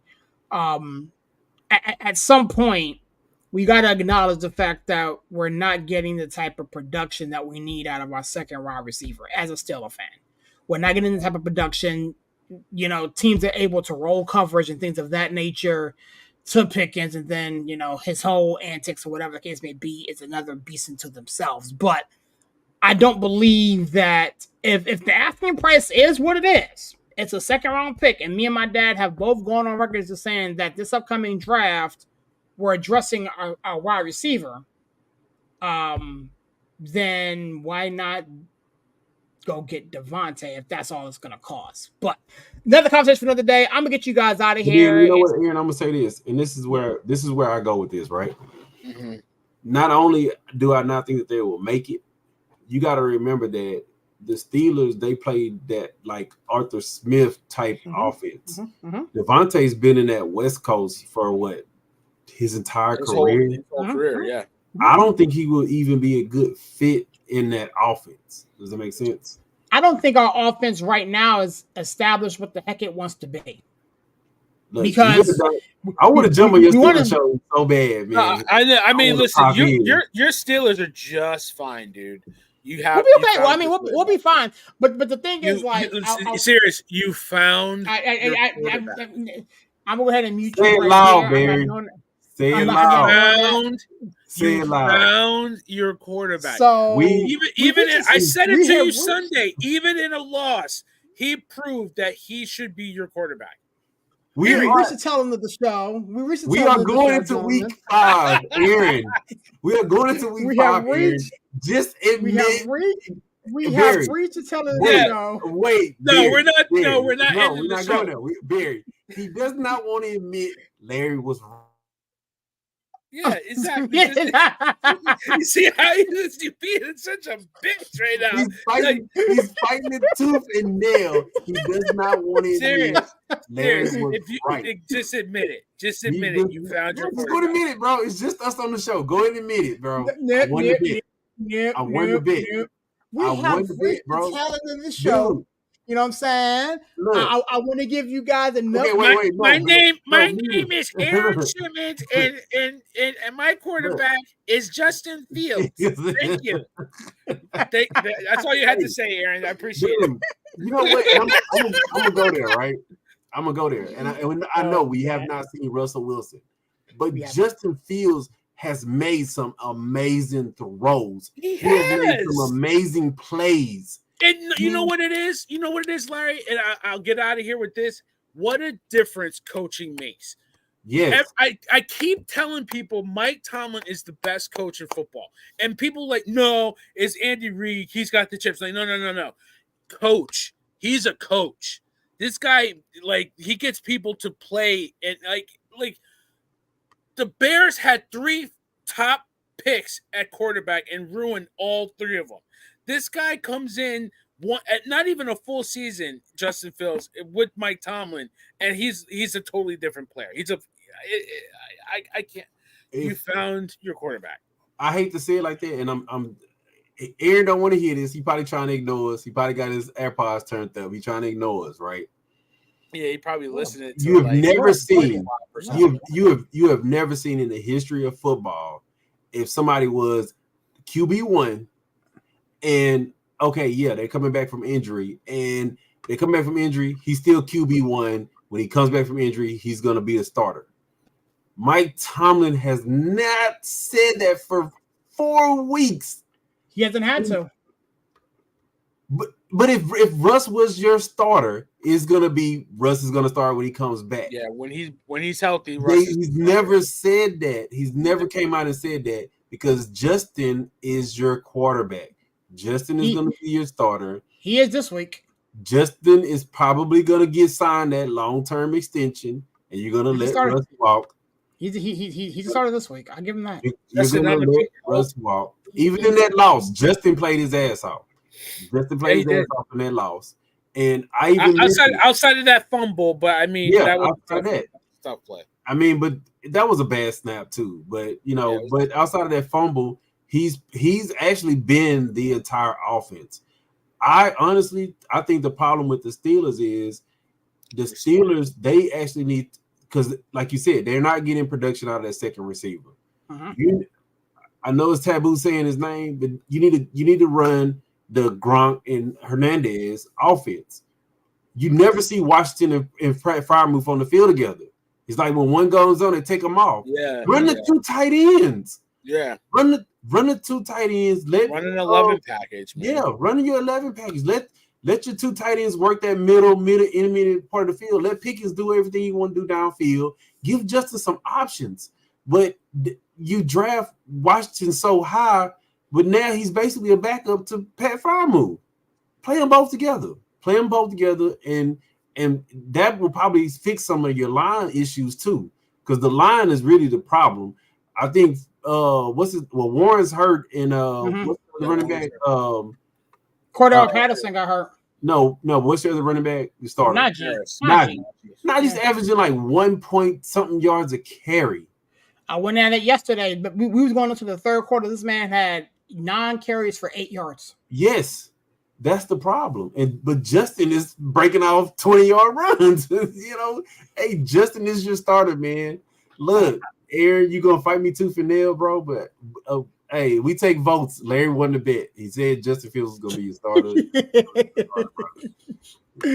I'm not doing this tonight. I'm not doing this tonight, man. Shout out to everybody who's been rocking with us, man. We got a lot to talk about. We can go for another 2 hours if we need to, but we'll get these guys out of here, man. Larry, thanks for kicking it with me, man. Give me a plug and close up and shut it down, my man. I'm gonna close it out, and I'm just gonna say Larry was right. Justin Fields is your starter. QB1, Justin Fields, starting for your Pittsburgh Steelers for the remainder of the season and probably into 2025. If I see next season Aaron has a Justin Fields jersey on, because I told him he got to step his Steeler game up. He did say that. He does say that. He got to step his Steeler game up. Justin Fields will probably be the first edition. Here's the thing, like real talk, I don't know if my Penn State pride will allow me to go buy a guy who went to Ohio State. I just don't know if I would do that. When they get to the league, all that's irrelevant once you get to the league. I don't know if I can do that. I don't know if I can do that. Just stop.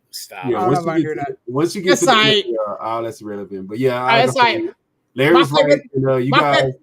My favorite number is 3, so you know what I'm saying. So go ahead, I'm gonna give me a Russell Wilson jersey. You know what I'm saying? They probably buy 1 get 6 free right now. Yeah, it's probably on sale for $3 too. Hey, they probably at the dollar store or something, in the clearance section. But yeah, man, I always appreciate you hanging out with you fellas. Like I say, it's always a privilege and a pleasure. And Larry was right. That's all I'm gonna keep saying. I'm done with you, sir. Hey, boy. Villain, man, it's been another good show, man. Give me a plug in the club that we shut it down, big dog.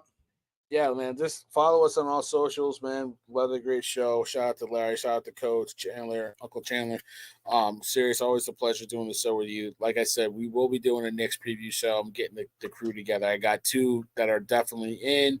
Seeing if another one wants to come in. We're gonna have Orange and Blue Skies talking that Knicks talk, opening up the basketball season. We're doing big things, man. Keep listening, keep supporting us. Follow us on Spotify as well, YouTube. And the villain said it. You found your quarterback, and the Giants have not. The Giants have not. I'm done with you too, sir, man. And the Cowboys are boo boo. Yeah, well, I can't talk trash about them. That gives me bad. Usually we play them Sunday.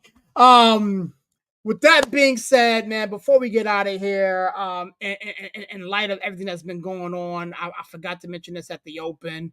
We lost another great legend. John Amos, man, passed away today as well. Such a pioneer, just in movies and films, and kind of epitomized the dad role that was kind of the model for our fathers growing up. And I remember watching a lot of stuff that he was a part of. So rest in peace to John. I hope that his family is at peace, man. With that being said, it's your boy Sears repping that 412 and the 703, man. It's such a pleasure to do this with you guys, man. If you haven't checked out the show from yesterday, my father, my uncle, my buddy Nick jumped on, talked all that stuff. Steelers, man. We're going to talk about it in another 2 weeks. Hopefully we're maybe 5-1. Who knows? We'll see what's up, man. I got a lot of stuff coming down the pipe. Shout out to my friends at Nonsense of Deep Thoughts. Looking forward to partnering with them. We also, sometime next week, Villain didn't mention this on his exit. We are doing a wrestling show. Bad Blood, WWE's PLE coming up is on Saturday. Hopefully, knock on wood. A week from tomorrow, me, Villain, Coach will probably jump on and talk about that, everything that entails, implications, storylines, things of that nature. So if you're a fan of the WWE, you definitely want to tune in for that. We're also going to talk about the latest Netflix documentary, chronologicalized Mr. McMahon, and everything that we saw and thought in that as well.